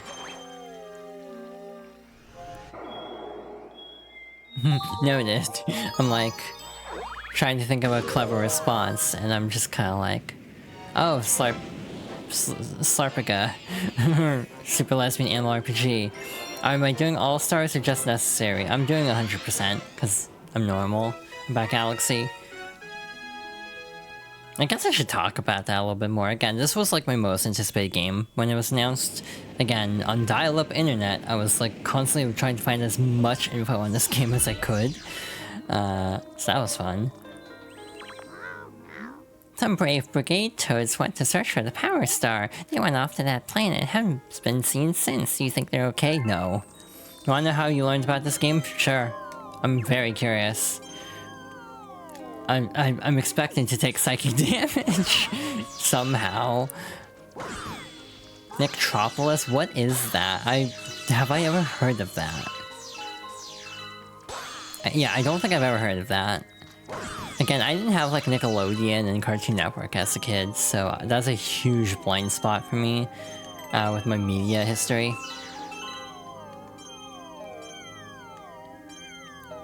Alrighty then, got a Hungry Hungry Luma. It's like an online Nickelodeon community thing. It's like Club Penguin, oh. Yeah, no, I never had any experiences like that as a kid. I always feel like I'm missing out sometimes, because... like, sometimes I feel like I never had a childhood, because of what, like, friends talk about. Like, wow, I never had any experiences like that. Damn. I don't know, never having a childhood is too harsh, but... I don't know, I feel like I just need to, like, explore media more. Like...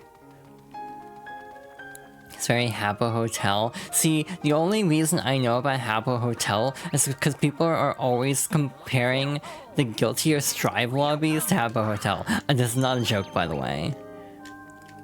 Oh hey, guess what the next game is, by the way? The one after Galaxy that I want to stream. Hey you! Oh wait, I already read this. I might be doing Mario Party DS because I realized, oh shoot, that is my favorite Mario Party, isn't it? It'd be a story mode run. Thankfully, because apparently the multiplayer is very broken in that game. So yeah, I'm kind of... I took a few games out and trying to slot some others in. So I'm like, oh shoot, I could put Mario Party DS in, because I haven't done any Mario Party representation in this series yet. And again, me over here being like, oh god, I'm gonna be playing like 2 Pokemon games in a row with Diamond. Wait, not 2. It would be Emerald, potentially, and then Mystery Dungeon. I'm gonna cry again on stream, that's gonna be fun. You love to see it, question mark. See, like, during Super Paper Mario, I felt like I was crying during the Love Bee part. It's like, it was a moment of like, oh, it's so over for me. If I'm crying already, I'm definitely not gonna be okay during the actual ending.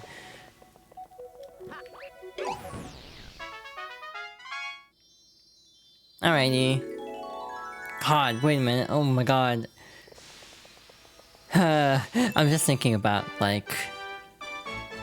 timings of things.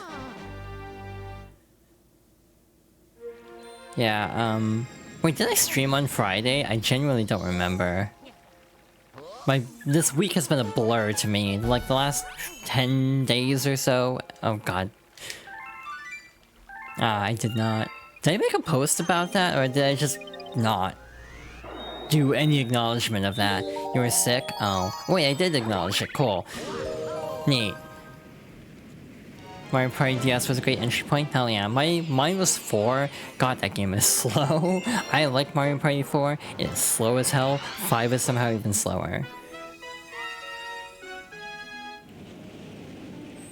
Anyway, back to the... What was the name of this level? Like, some kind of web? See, now I'm wondering how hard it would be to, like, parsec a DS game. Or, like, do something like that. Of, like, trying to set up, like, a multiplayer thing for Mario Party DS remotely. Like, how hard would that actually be? It's like, I have no clue how that would work. I'm sure it's possible, but I have no idea. Because part of me is almost curious now. I keep talking about, like, oh, we should do, like, Mario Party over Parsec, and we never do, because I'm bad at planning things. Yeah, if they have local wireless, interesting. But yeah, it's genuinely something I would like to look into, is like Parsec and stuff like that. To try to do multiplayer nights. Again, I've had this like morbid curiosity to try to get friends together for like bad multiplayer games. Potentially on stream. Wow, this level's short actually, we're already at the end. Like genuinely. Some of these levels are pretty snappy. Also, you can just send this toad into the abyss if you want. Help, I'm stuck. Aim your cursor at me and press A or tap on the screen directly to pull me out. I had a brief moment, and I'm like, no, I need to show restraint. I can't say the joke I thought of. Alright, anyway, we're back on this spaceship again. Again, I feel like it's too smooth to be the Pikmin 2 ship. The Pikmin 2 ship is very, like, rough textured. This is very shiny. What, son? Oh, I feel like I already missed something, and I've been here the whole time. Anyway, this is great on a Pro controller. This is not remotely awkward at all, clearly. Anyway. This is the boss, Trantox. I gotta break his shell first. There's a fascinating realization I'm just having. Oh, sorry. That was not what I meant to do. I'm having a fascinating realization about this game that, like, so much of this game involves, like, breaking shells. Because, like, we have the Dino Piranha, and we have this, where you have to break a shell. And it's like, it's very funny given, given, like, certain things about the character of Rosalina, shall we say. This game's great for cracking.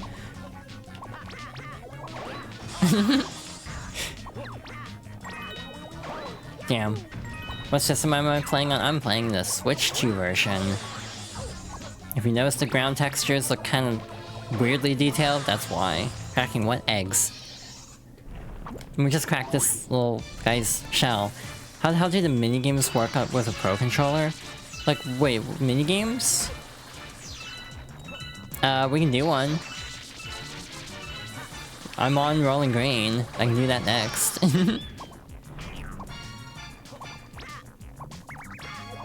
Alrighty. This is a two-phase fight, which is unusual for Nintendo. Like the manta ray ball. You just have to hold it really, like, level, basically. Like, you know, analog sticks pointing, like, directly up, kinda. Anyway, that's Trantox. Redemption for my off-stream playthrough of unlocking Luigi mode, where I completely biffed this fight really bad. I've never died to this fight before, I'm pretty sure, so that was fun. Glad that wasn't on recording. It says I'm talking about it anyway, so it's now being recorded here. Alright, time to show off, I guess. Discovered a new galaxy, cool. Hungry Luma has appeared. We can suffer in the Slingpod galaxy.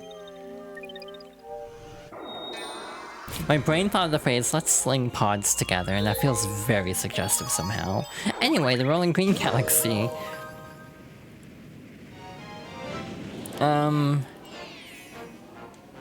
Rolling in the clouds. Yeah, like, sometimes I feel like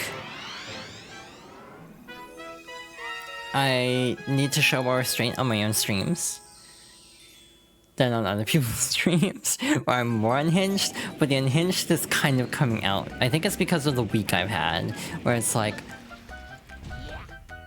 Yeah, no, I think the unhinged energy is needing to be let out, because it's been suppressed so long. Hey now, if you're thinking about rolling that, just rolling that ball away, you better listen to the old billboard here. First jump to get on top of the ball. Always good. Never mind. Alright, you're on. Now try to match the guide on the bottom right. So yeah, I'm holding it very level. No wait, you have to hold it like up. So like the USB port is pointing up. That's right, that's it. That's what we call the basic position. From that basic position, tilt the controller to move the ball in that direction and just press B to jump. If anything gets in your way, smoosh it. Anyway, you'll learn more by doing it yourself. Good luck. So yes, for the record, I am using my Switch 1 Pro controller I got in 2017 for this. Yeah, the cursor actually works in this one. For some reason, the cursor in All-Stars doesn't work on the Manta level, and that carries over to the standalone Switch version. Again, like, the ground looks weirdly detailed in some ways. But also looks kind of flatter in some ways, because, like, the ground is more detailed in this version, but in, like, 3D All-Stars and the Wii version, it almost feels more detailed because the details on it are bigger instead of being more granular.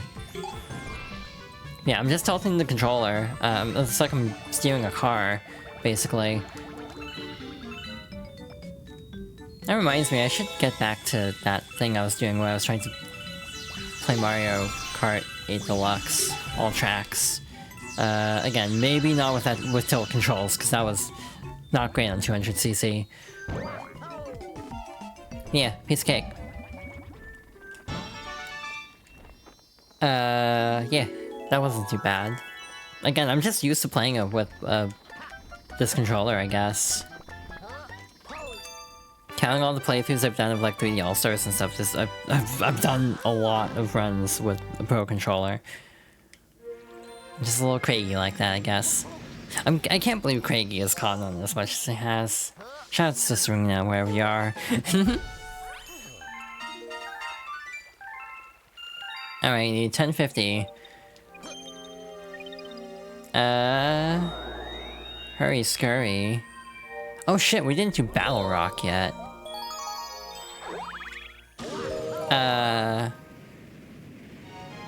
Not me wanting to make a prediction. I'm almost tempted to make a prediction. Also, I have like things that I've never done. Like I had a first look stream request option as a point redeem. No one's ever done it because it's 100,000 points. I should lower that now that I'm thinking about it. That just makes my...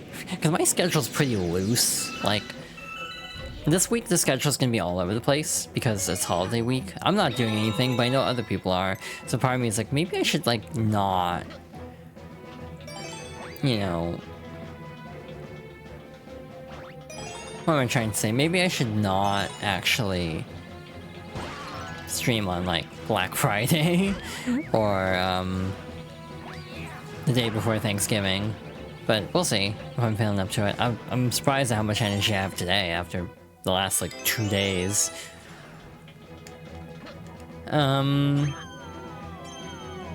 that's part of the reason I wanted to stream today is because it's like I think I could benefit from doing something productive, given that I probably put too much stock in my productivity in terms of my mental health. That's probably not a great thing.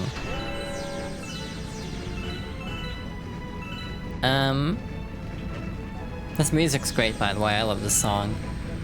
Galaxy 1 has a really good soundtrack. Galaxy 2's soundtrack is really good too. It's fascinating the differences in design ethos between Galaxy 1 and 2.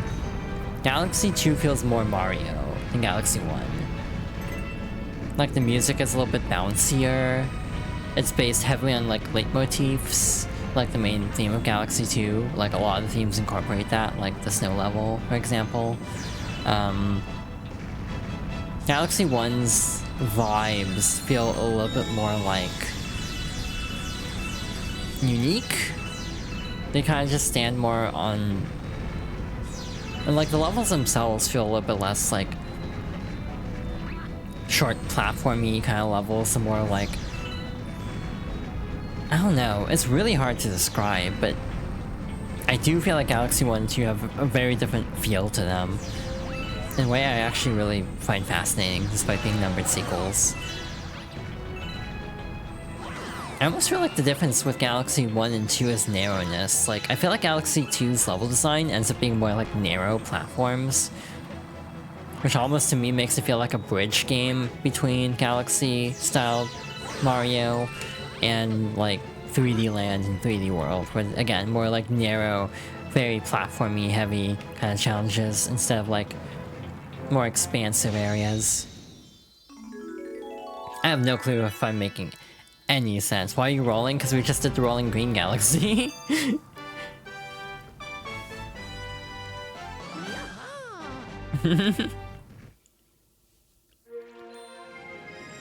Roll Banui like Katamari. That'd be very interesting, actually. Green Rolling Star. See, that makes me think of like Lonely Rolling Star from what the hell is that game called? Katamari, I was just talking about it. Jesus. Yeah, my brain isn't entirely here. Hurry-Scurry Galaxy, shrinking satellite. I hate it when my satellite's shrinking. I don't know what that means. Do not question what that means whatsoever. Debating laying down for a short nap. Okay, Zon. I hope you rest well if you do. I entered this level and then I'm like, wait, ads are starting. So I should probably pause here actually. Oopsie. So yeah, we'll be back in a couple minutes and resume. Thank you for the stretch break reminder. Hello, I have returned.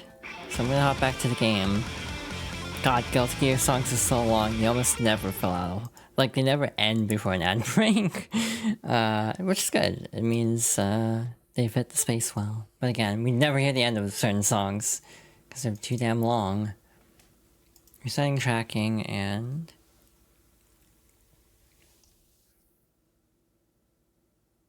Okie dokie, I think I'm ready to resume.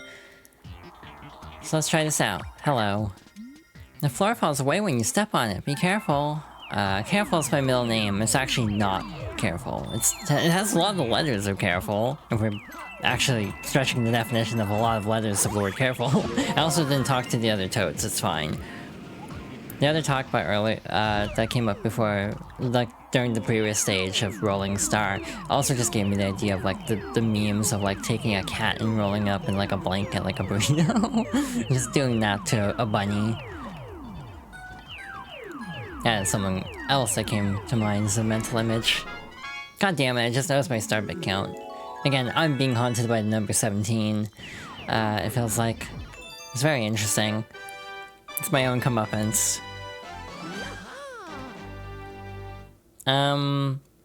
What's left? Rolling... Balrock. Yeah, we have like 3 or 4 more there, I think. 21. I mean, got 20 stars within the first 2 ad breaks, so like, we might get up to like 30 this time. That'd be nice. Oh, hi Gwen, thank you for the resub.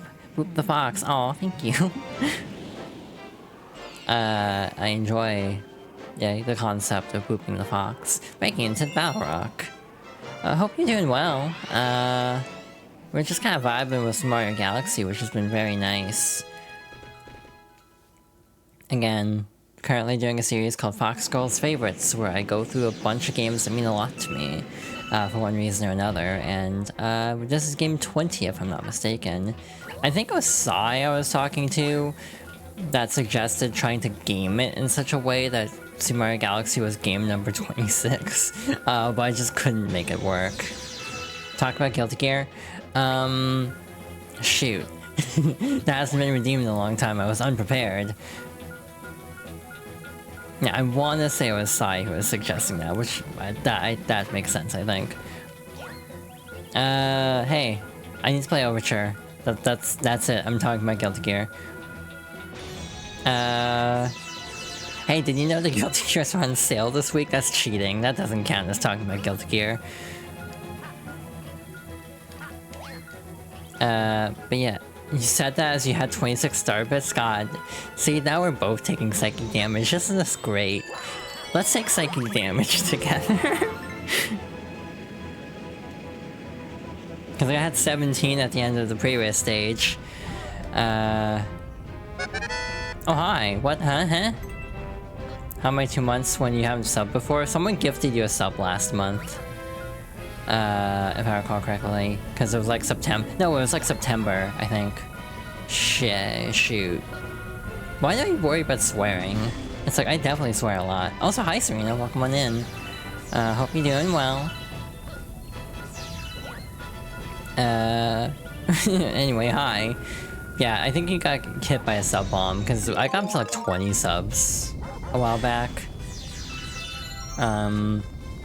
Which reminds me, I set like a 10 sub, wow, my motion sickness. I set a 10 sub goal to do a Smash or Pass stream, and I still haven't done that yet. Part of me wonders like how I should structure it, if I should just lump it into like a donathon, because I might want to do a small donathon next year. I'm thinking February would be a good time for it. Anyway. I'm gonna feed the hungry Luma first. Yeah, I agree, pat the Serena. But part of me is like, do I do a subathon, donathon thingy for it? Or do I have just people submit like their channel points? Do I get friends on? Part of me is like, I feel like I need to have Zon on for that, right? A new planet was born.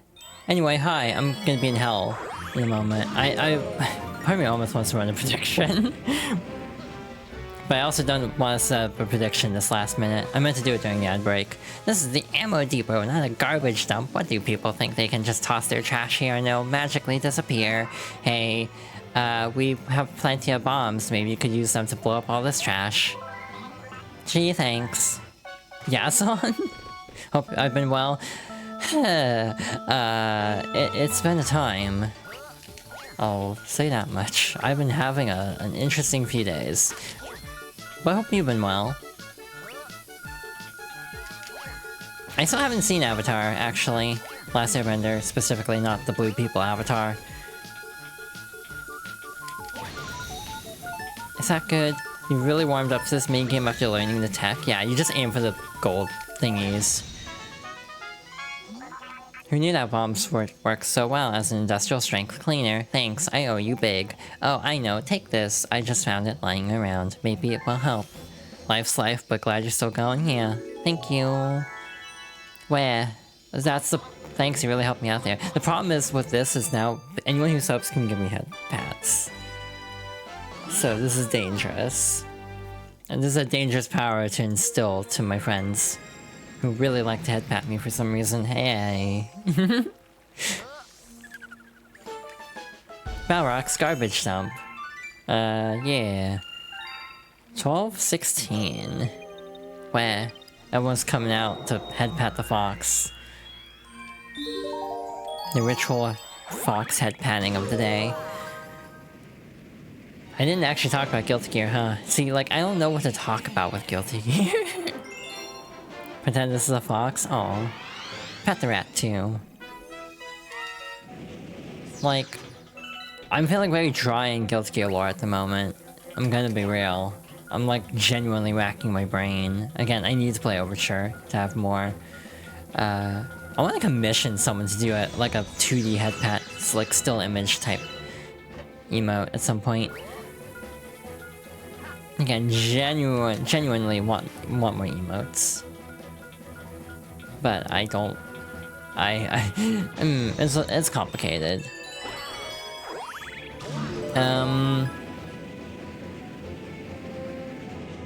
Dizzy Pretty. There, I talked about Guilty Gear. Oh, hi, Star. Thank you for the sub. Where? 3-month streak. Oh, why is everyone's... Oh, wait. That does make sense, doesn't it? Based on, like, when that would happen. Yeah, no, that actually would make sense. Where? This is how most conversations go with me and my friends. It's just me being head pat a bunch.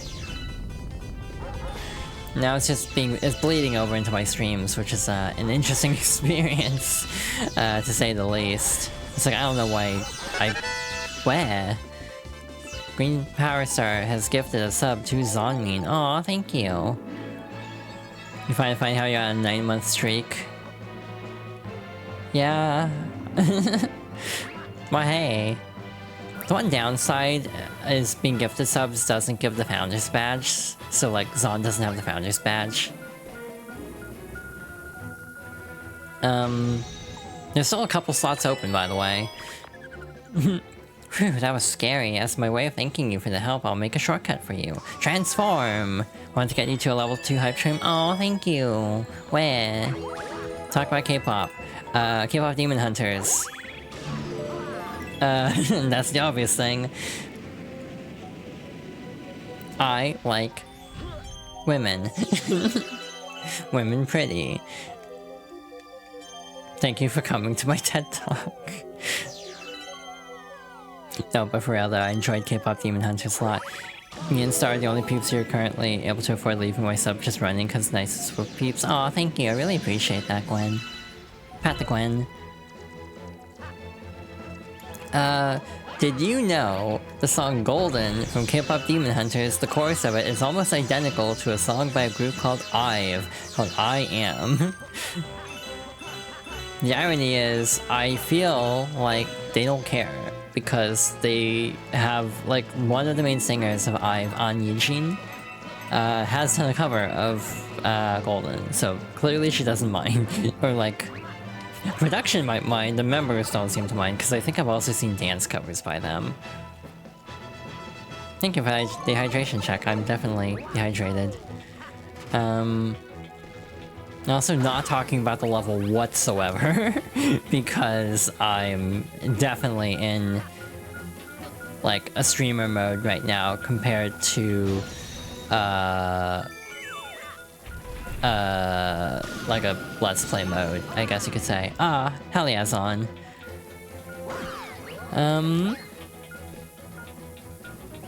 Hehe, thank you for continuing your sub with Prime.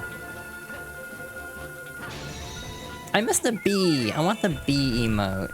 That's the one, like, hype emote I really want, is the bee. Genuinely. I'm not kidding, by the way. Yeah, remember to keep your fops hydrated. Winky face. Yeah, there's the Pride bee. It's like, I would use that as like a pog if I had it, but I don't know if that's like in the regular hype emote rotation. I got it like a long time ago on like a dead name account and then deleted it for reasons, TM. So I missed having the little Pride bee. Yeah, it's the second from the right of what Serena posted. That was stupid, I should have waited. I almost missed also, I barely clipped it.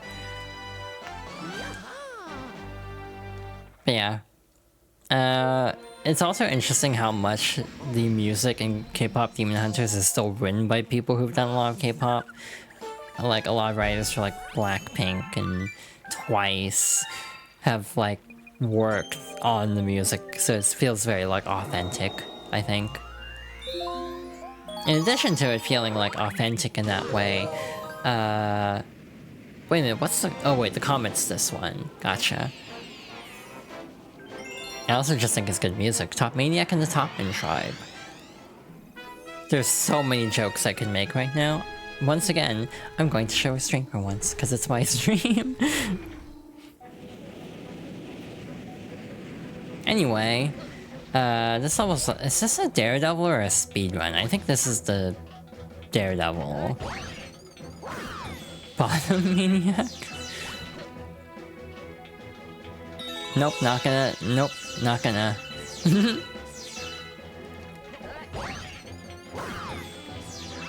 Oh, this is leading to a very dangerous conversation in chat. Anyway, I do really enjoy that movie. It definitely hit close to home on a few occasions.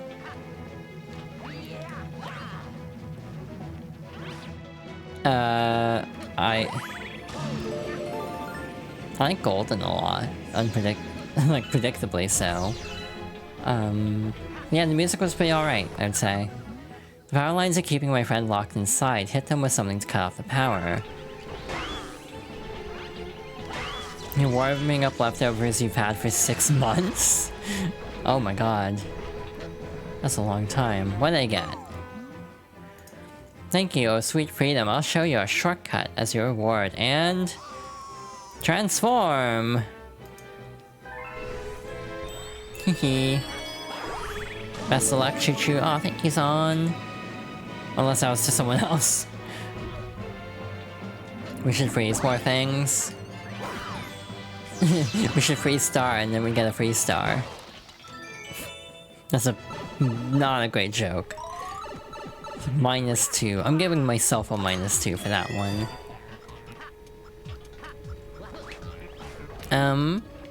Neat.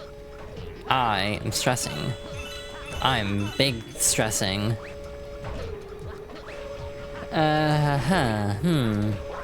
Cool. Alright, so we have this little gravity section. This is fun. I think... I'm trying to think of any issues I have with K-pop Demon Hunters, none are really springing to mind, other than like my own personal bias of the movie is very straight. You don't think Freeze would want to be you? That's fair.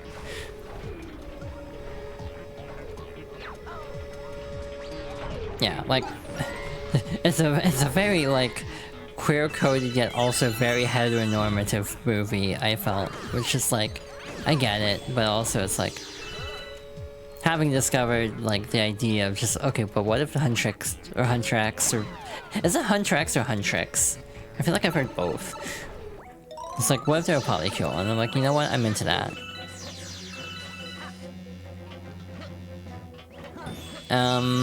Guilty. I still don't know what to talk about with Guilty Gear. No Star/Star Freaky Friday fanfic. Oh my god. It's not a ship fic.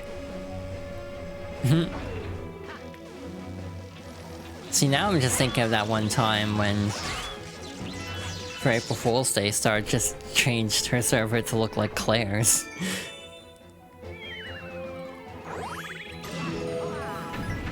Anyway, just blew that place up, I guess. Anyway, time to fight the top maniac. I guess.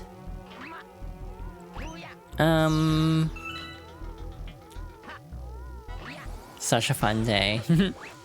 Again, genuinely, I almost said striving, genuinely straining to think of any Guilty Gear stuff to talk about.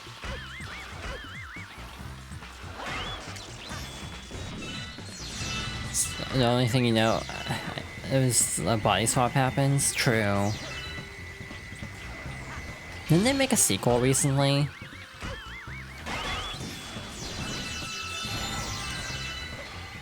I thought I heard something about that. Owie. Well, that bodes poorly for later. See, that makes me worried for MagFest, because,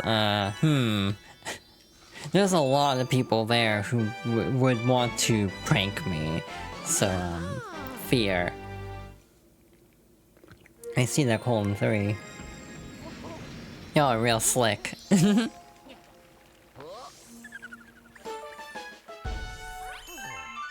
Alrighty then, Daredevil here, yeah. You fear the day you're around you both in person? Yeah, same. It might actually happen for me pretty soon. There are talks, TM, about things, TM. Top Maniac's Daredevil run.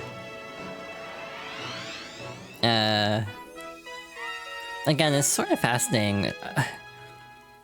Not to toot my own horn, but I kind of feel like one thing that is a strength for me is like a gender ago I did try doing YouTube stuff. So I feel like I have a lot of comfortability with like commentating. Like I can just talk about the game and just have a good vibe time. And then kind of like switch into like interact with chat mode if chat is busy kind of a thing. So yeah, I think that is a strength of mine, personally. Again, not to toot my own horn or anything, but it's something I think about. The other thing I'm really good at is being really cute, apparently. At least a lot of people call me cute and pretty, and I appreciate the compliments. True. Damn, y'all were like both frame 1 to say it was true.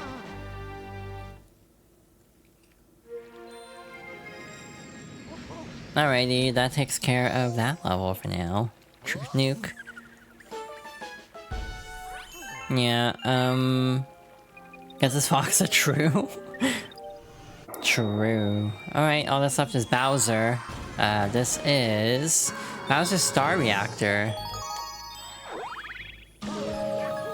Me, when I respond to things Star says, I'm a Star Reactor. The Fiery Stronghold. Pops is adorable. Oh, thank you.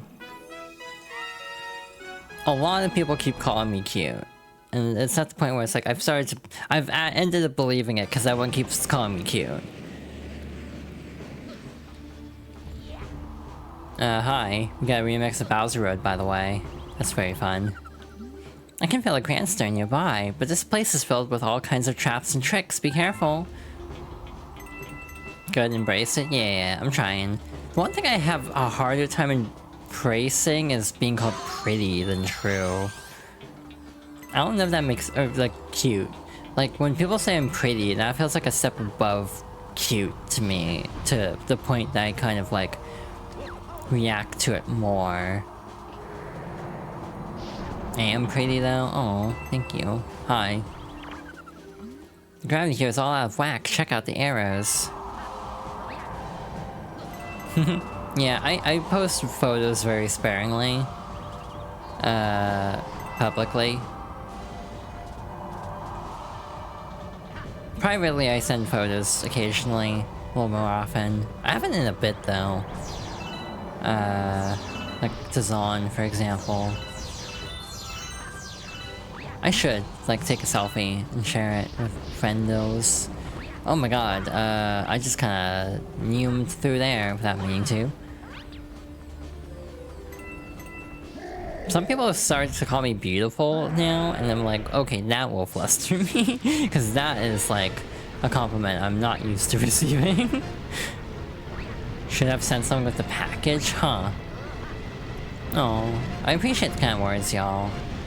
Yeah, I genuinely do think commentary is a strong suit on my streams. Maybe not on other people's streams, where I just act extremely unhinged. Wahaha, you finally made it. Just in time for me to stomp you into space bits. Should have done a kiss on a piece of paper. Oh, you know, gay stuff? Hell yeah, I approve of all the gay stuff.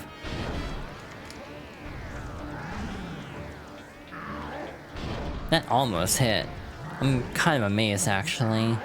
The funny thing is, as many times as I played this game, I actually learned the trick for the final boss from watching Star play the game recently. I didn't know you could, like, speed up a cycle. But again, it's gonna be a bit till we get there.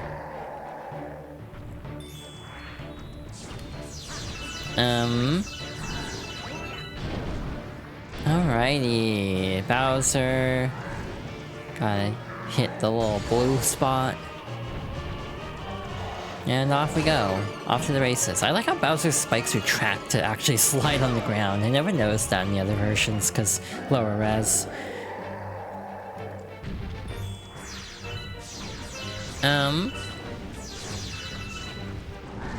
Cool.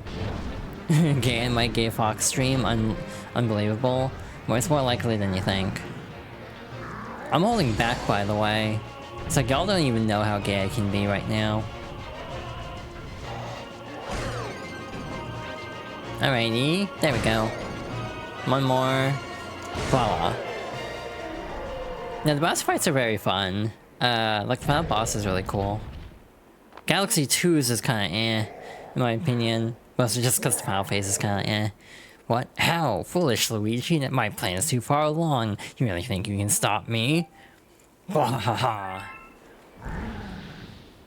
It's only 1% of my gay? Exactly. This is only a fraction of my power. Hope you like it, because it didn't fit all. Yeah, I appreciate it. And it will definitely fit to some degree. Given, like, the Yeti shirts have gone their mediums fit relatively okay. Anyway. Another Grand Star for the collection.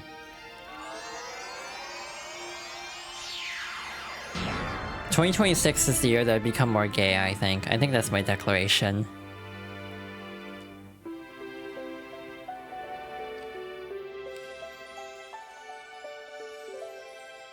Anyway, third dome. The kitchen. Yeah, we got that. All done. The year you learn to trust again. I hope you can trust again.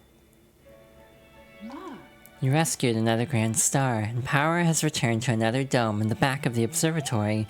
But I still don't think we have the star power we need to fly the observatory through the universe. The villain who kidnapped your special one took her far from here, to the center of the universe.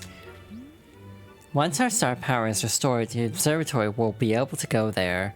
Then you can reunite with your special one. Why is chat just saying the word gay? Like, what is happening? It's like this stream went off the rails very quickly. I don't know what I expected, actually. See, sometimes I wonder about what it'd be like to do like a collab or something, or just like get like Star and Zon. We have discovered an enemy base in the region. We can only hope that they are not misusing the power of that poor Grand Star. You know what happens when you get a choir of trans women? You get a choir of... Oh. This. It's definitely gonna take that in a different direction, but I will cease. I will cease that line of thought. Anyway, the Ghost of the Galaxy, Luigi in the Haunted Mansion. Interesting. You may be thinking to yourself if you're not familiar with this game. Hey, there's a second Luigi. You know, nothing out of the ordinary at all. They're just being Luigis. That's actually very clever. I'm proud of that, actually. Hi. We detected- I almost read that as detested. We detected signs of Luigi in this galaxy. I hope he hasn't been eaten by ghosts. Alrighty then. Ghost time. I don't know if I want this, actually. This might cause problems in a moment. We'll see. Real Togor energy. Is that Toriel Asgore? Just complete hunch on my part. Oh, that actually works. I forgot that actually worked that way. Wow, we just skipped a large chunk there. I need to play Undertale again. That's another game, because I was just talking about collab stuff. Again, I fear for how chaotic, like, a stream collab of me, Zon, and Star would be. I feel like that'd be very chaotic. Like, that's a lot of, like, chaotic transform energy in one room. Alright, I didn't actually get the thingy I need, huh? Wait, where do you actually get that? Oh, here it is. Not that coins are actually that good in this game. You wanna try and orchestrate something like that? Yeah, that'd be fun. Again, me and Zon have talked about doing a race of a really bad game for like months now. We still haven't done it. We need to actually like talk about that at some point. Because we've been teasing this for so long. If you're still up to doing that, of course. Because that was kind of just like a joke bit anyway. Hi. Hi, Luigi. Wednesday? Potentially? If things work out, I will get back to you after stream. We're getting stream days mixed up. I do stream traditionally Monday, Wednesday, Friday. Again, Friday's a little up in the air this time because Black Friday. And also Wednesday feels a little bit up in the air because it's, you know, the day before Thanksgiving. You transformed into Boo Luigi. Shake the controller, press Y to vanish. Ah, yeah, okay. So, yeah. I think you had stuff going on Friday this time, because other plans were shelved for now. Yeah, we can pass through here, clip through the bars, and go say hi to Tweegie. Oh my, are you me? Well, I guess there's enough people in the universe for one person to look like me. Anyway, I found a power star, let's take it back. So obviously this plays out very differently with Mario, because, you know, there isn't a second Luigi. The playable Luigi is actually... Let's go home. The playable Luigi is actually slightly smaller. You meaning Claire? Oh my god. Something make us whole.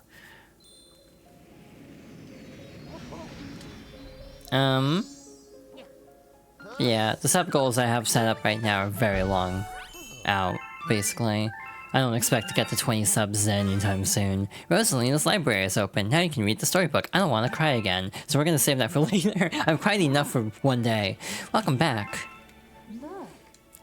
I can see your twin from here. If you ask him, I bet he'll help you search for power stars.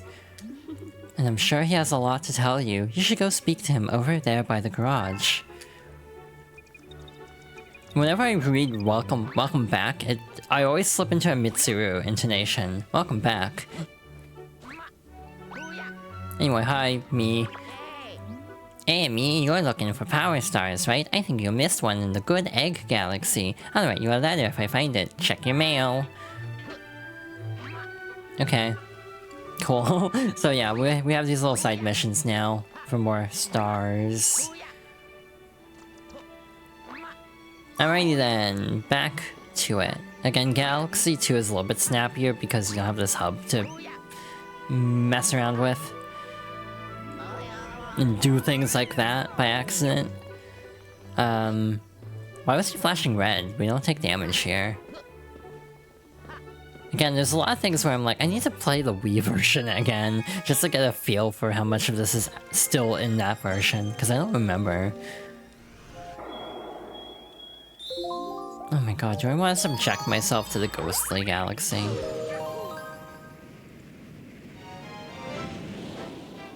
Because am I gonna get to a very spooky sprint? Am I gonna have to deal with Daredevil Bouldergeist this stream? Am I ready for that? Am I emotionally prepared for that? Yeah, maybe next week. But again, we can talk about it more off stream. To do some planning. Hi. I'm sensing a pattern. The brigade members haven't come back. What are they up to? Also, at some point, this spiral will be glowing, which is to tell you, hey, there's a secret there. We're gonna move on, though, for now, I think. I just kind of feel like getting Bouldergeist out of the way, I think. But yeah. There's a lot of things I'm trying to get less self-conscious about, though, back to the previous topic. Like, my voice is a big thing I'm kind of self-conscious about, that I'm trying to get over. There's a ghost! Yikes, this looks scary. Like, a lot of people say I have a cute voice, and I sometimes feel like my voice sounds, I don't know. You have a very sweet voice. Oh, thank you. So do y'all. But like, where? Hi. So you're after it too? Well, you have to race me for it. Like the little goggles. Here we go.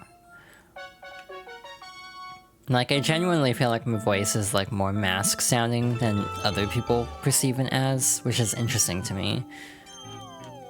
And I don't know if that's just a you're your worst critic kind of a thing or what, but it is something I note quite a bit.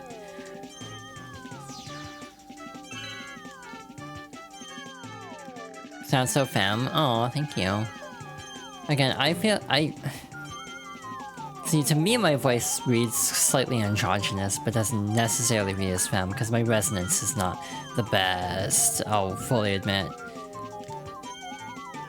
Because I kind of don't pay attention to resonance enough. So, like, if I'm trying to actually focus on resonance, it ends up sounding a little bit more up here, I'd say. Versus if I'm just kind of talking normally, where it's kind of more down here. Does that make sense? Shoot, he's gaining. You neither? Oh. I don't mean to call anyone else out also by my talk.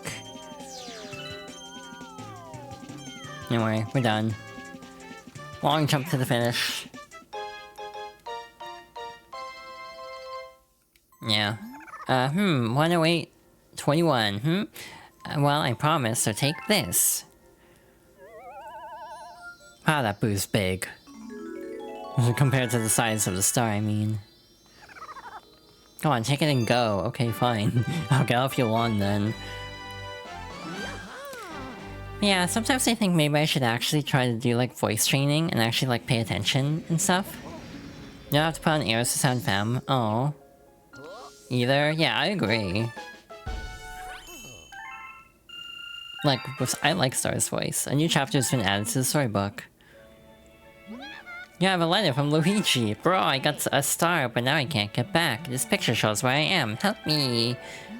Where is that place? It looks familiar, but then again, let me give you this picture so you won't forget where Luigi is. To view a picture, press plus to access the pause screen, and then use the letter icon to check the picture.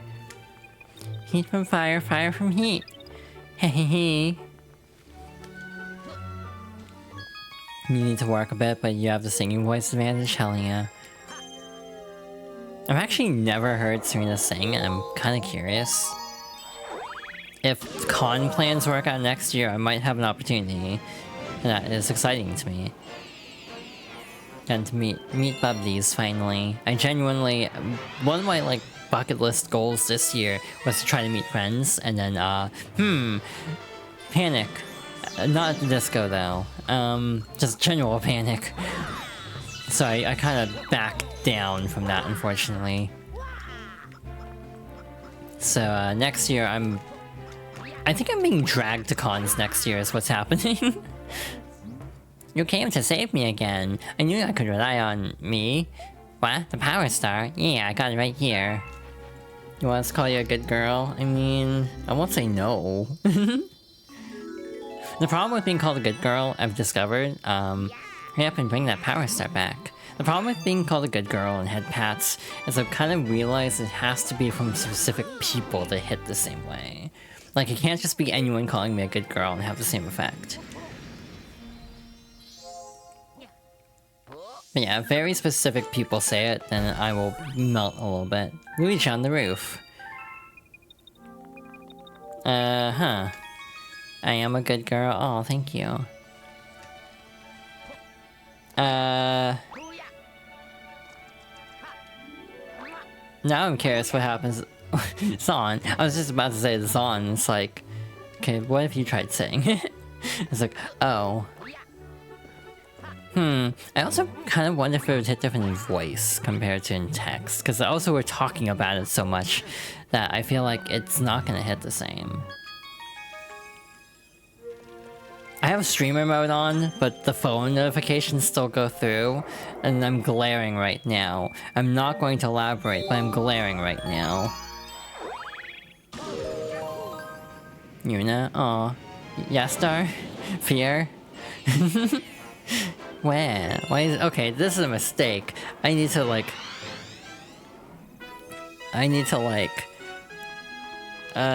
focus on the game again, clearly. You're right to glare? Yeah, anyway, Poltergeist. Luigi was kidnapped by the monster that lives here. Wait, did I select the wrong mission? Oh, I didn't. What? Huh? Okay, they're just talking about Luigi anyway. Cool.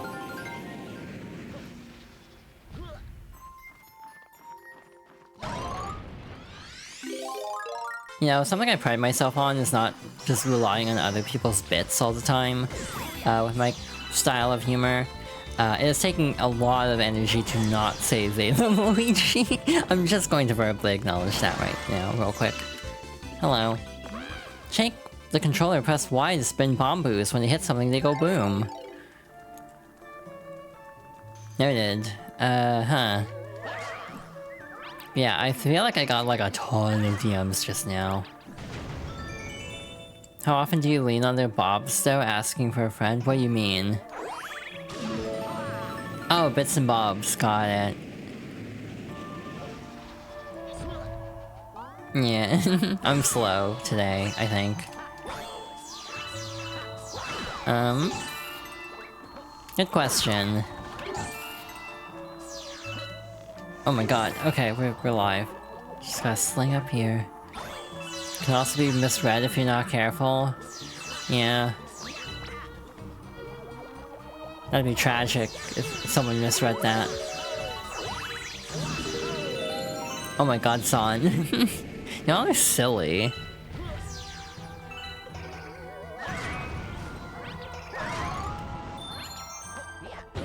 Mm-hmm.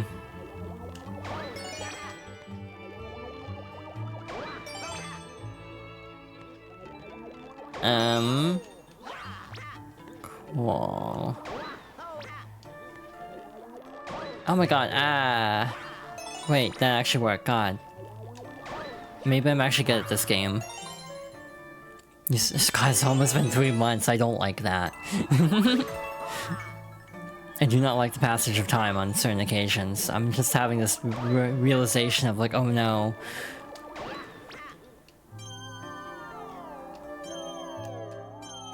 Okay.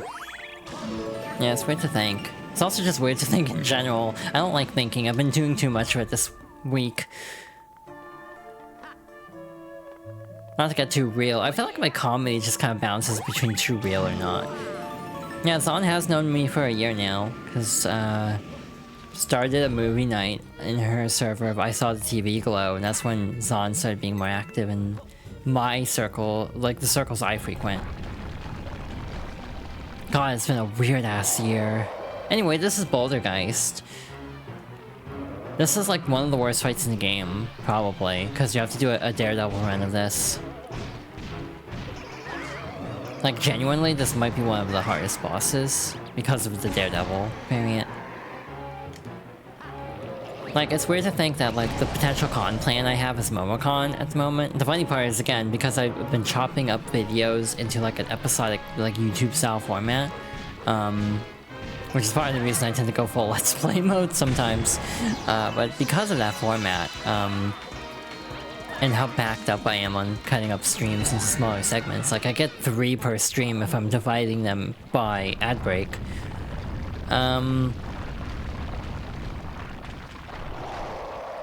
This video, the video for Galaxy won't even go up until like after Momocon actually happens. So, yeah, that's kind of awkward, actually. Yeah, congrats to Star for 3 years. Someday. I'm at what? Let's see. A year and a half as of next. Like a week from today, I'll be at a year and a half.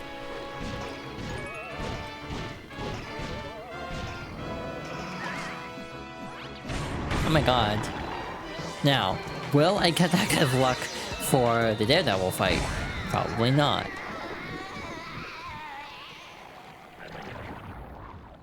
Serena. Oh my god. Why?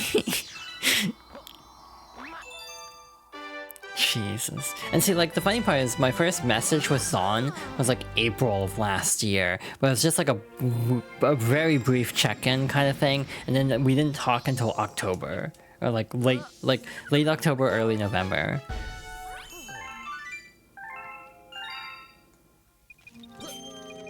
Serena, why you have to point this out?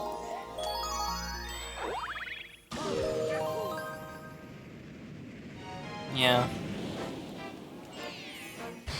But yeah, sometimes you know people before you actually connect with them. Bouldergeist, Daredevil run. Like, there's a few people that I actually knew a gender ago, and I don't think I've ever had that conversation with them. About like, oh yeah, I actually knew this person a gender ago, and just never told them because it's like, I don't know how to broach this topic, kind of a thing. So that's fun.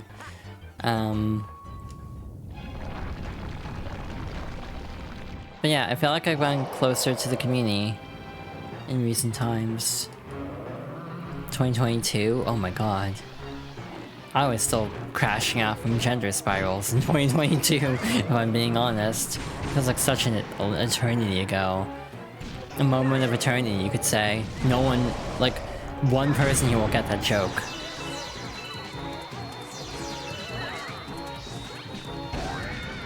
Yeah, Serena's the one person.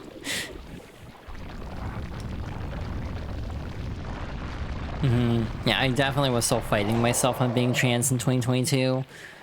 I regret fighting it as long as I did. To be honest. Because it's like, damn, I could have been doing it this whole time.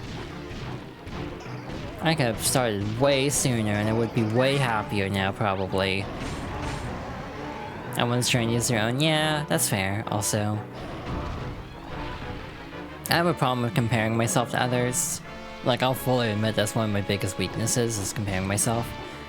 Serena is more of a yapper since coming out. Like, I remember playing Fortnite with her, like, before she came out, and, yeah, no, she's way chattier now, and I like it. First try Daredevil. Hell yes. Still got it. I'm proud of that. You had 26 star bits when you said that? Oh my god. Girl. I'm not doing it on purpose, I swear. But yeah, it's like, again, knowing Serena before and after, it's like, she's really opened up a lot, and I'm proud of her. Anyway, let's do the hidden over here. Oh my god, son. That's great. I'm not remotely envious. Clearly. Again, my genetics are not kind to me. So like, I knew going in... This is the funny part with this whole thing. Going into this... Oh yeah, by the way, we have to break the little glowy spire. I like how I did two Daredevil, like 2 Bouldergeist runs completely casually and did not talk about the fight at all. I just kind of went into like, you know, lock-in mode and then just did not acknowledge the fight as I was doing it whatsoever. But yeah. I don't think Bombus actually show up in this game ever again, to my knowledge. It's just this level. But yeah, like for me, I'm Asian. That's not a secret by now. I mean, look at my username. Fair assumption. However, because of that, and also because of other situations where I do not actually have any genetic history to reference, yeah, no, I went in with, like, bottom of the barrel expectations. Like, I'm expecting nothing here. I'm just expecting to be, like... like, not have a whole lot of action, basically. But when I started HRT, I'm like... Okay, but what if though? Yeah, I have not had much success, to be honest.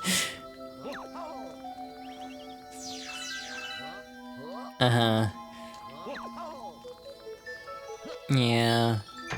And part of me wishes, but also, it's fine. Alrighty. Open up all the locks and grab the star. My phrasing... I need to watch my phrasing. In present company, I'm realizing. It just kind of dawned on me. Grab star, like command grab star, pull a Cupo.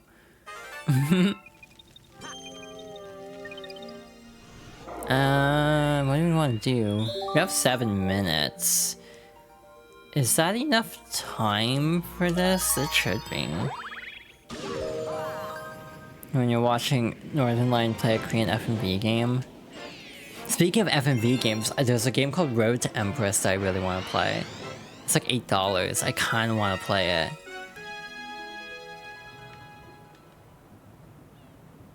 it. Yeah, Gwen? Uh-huh. Oh. Yeah, it's like a Chinese FMV game. It's like fascinating. To me it almost hits like, you know, Long Live the Queen, if you know that, like RPG, not RPG Maker, but like Renpai game. In terms of just being kind of like... Wait, what the hell am I... What is this level? Oh. Right! You get the sunken treasure first. Gwen, why do you like this? Wanna try swimming faster? Try spinning. So, spinning, that's a neat trick. The only problem is if you spin as Luigi underwater, you lose oxygen faster. Who else would you want? God, I shouldn't humor this. I should not humor this. Yes, you do commit to the bit. I've seen so many examples of this.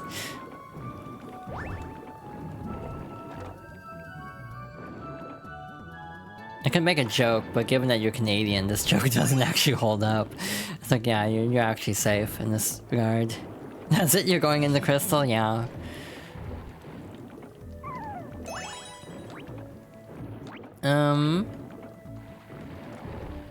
Where's the last chip? Where's the last star chip? Get all the star chips. Genuinely, where the hell is this? Why am I so... Oh, it's in the... Oh, it's literally right here. Cool, thanks. Good job, me. Me when you give star chips? What does that even mean?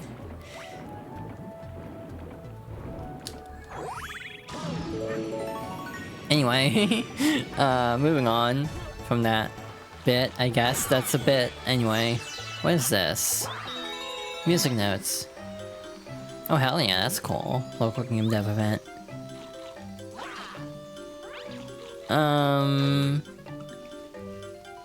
See, my only problem is I have too much time spent on other things. Like, I realized lately I've been falling behind on, like, watching streams and watching videos, because I'm always doing stuff. To the point where I just don't have time to, like, sit down and watch as much stuff as I used to, and that kind of makes me sad.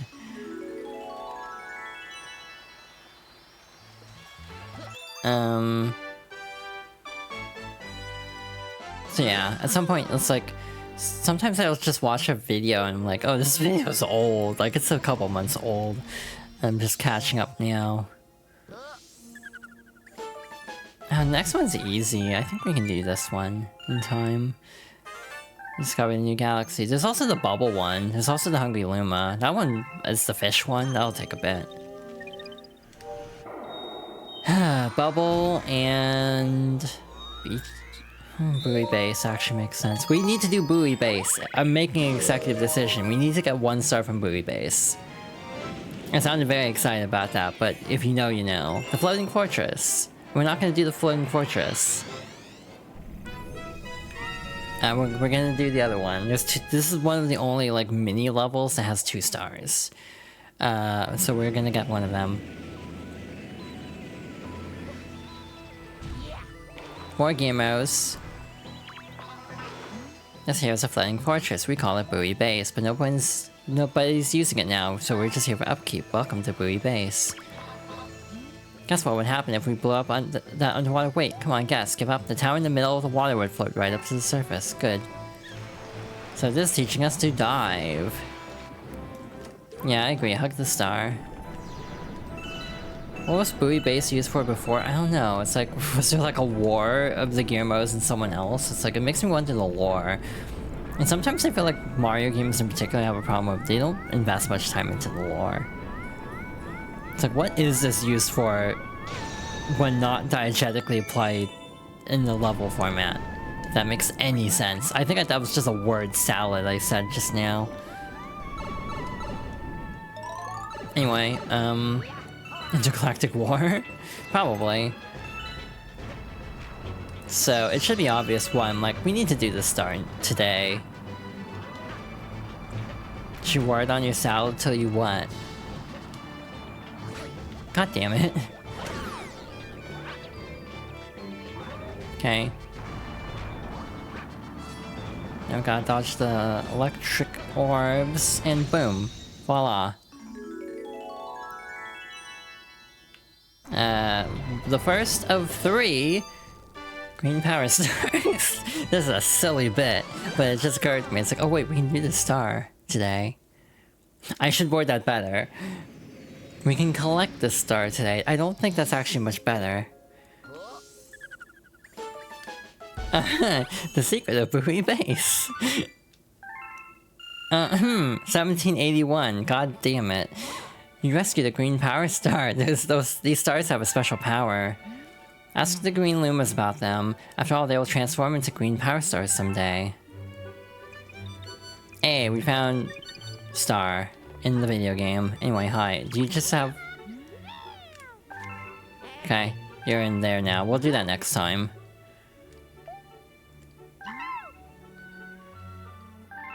And with that, we're just gonna park next to the pretty lady.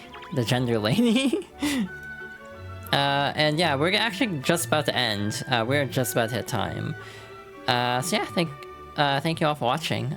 This was a lot of fun. We'll be continuing this game at some point, and hopefully making decent time. Alrighty then, thank you all for watching. Hi. If you enjoyed the stream, you can follow for notifications when I go live in the future. I also have a ton of links. I have a YouTube for edited videos, edited streams in an episodic format. I have a VOD channel. The VOD channel is updated way faster than the regular YouTube. I have a Blue Sky for posting updates and reposting a lot of fan art. I have a Ko-Fi as a tip jar. I do have a donation goal to help me with like expenses to go to a place, TM, and a throne for gifts. The latter two being completely optional, but any additional support is greatly appreciated. Hi, do we want to do a raid? And if so, what's our raid message? Dare I ask what we could do for a raid message today?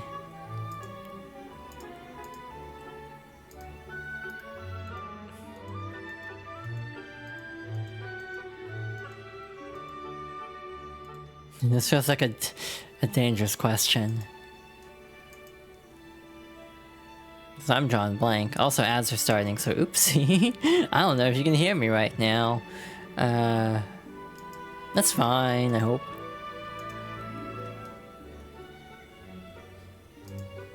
Y'all were busy in my DMs, I see.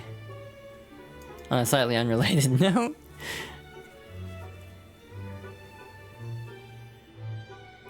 What would be a good raid message?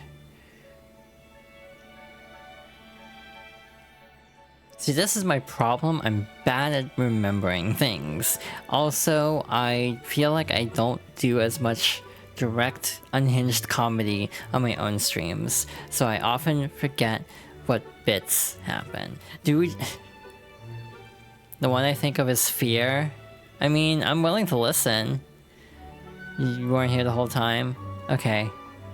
I need to watch more like Game Changer. I need to watch any Game Changer, actually.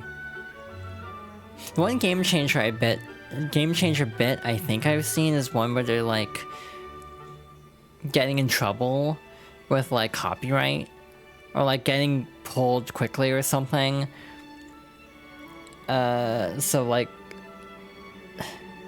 I don't know, I forget the context, but it's like someone just started singing a Beatles song as an example. I was like, I don't even remember the context. Do you want to raid with Grab the Star? Does that feel like a good raid message? You're the one suggesting it. So like, say something we'll have to bleep. That's what it was. Thank you. I knew someone would remember it. It's like, do we have any other takers?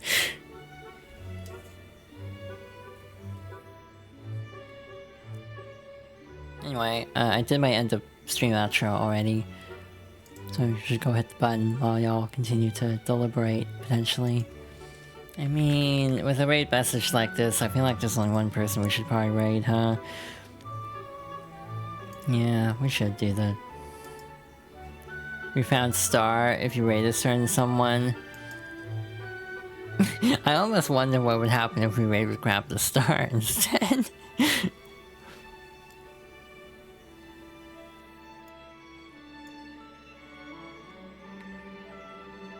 Okay, everyone's going to grab the star, so I guess we're grabbing the star, question mark? I'm so sorry. I should have worded that way better. Okay, yeah. Thank you all for watching. We're rating Claire today, because I figured we should probably rate someone who knows Star for the sake of the bit. We're grabbing Star now, sign me up, huh? What the hell? Yeah, thank you all for watching again. Next stream will hopefully be Wednesday. I don't know if it's more Galaxy or not. It might be more Galaxy or not. Friday, I don't know. Might be more Galaxy. I might do a one-off on Wednesday, alternatively. Then continue Galaxy on Friday. But we will see. But thank you all for watching. Thank you for all the gift subs earlier as well. And I hope everyone has a good rest of the evening. Yeah. Good night, everybody. Take care.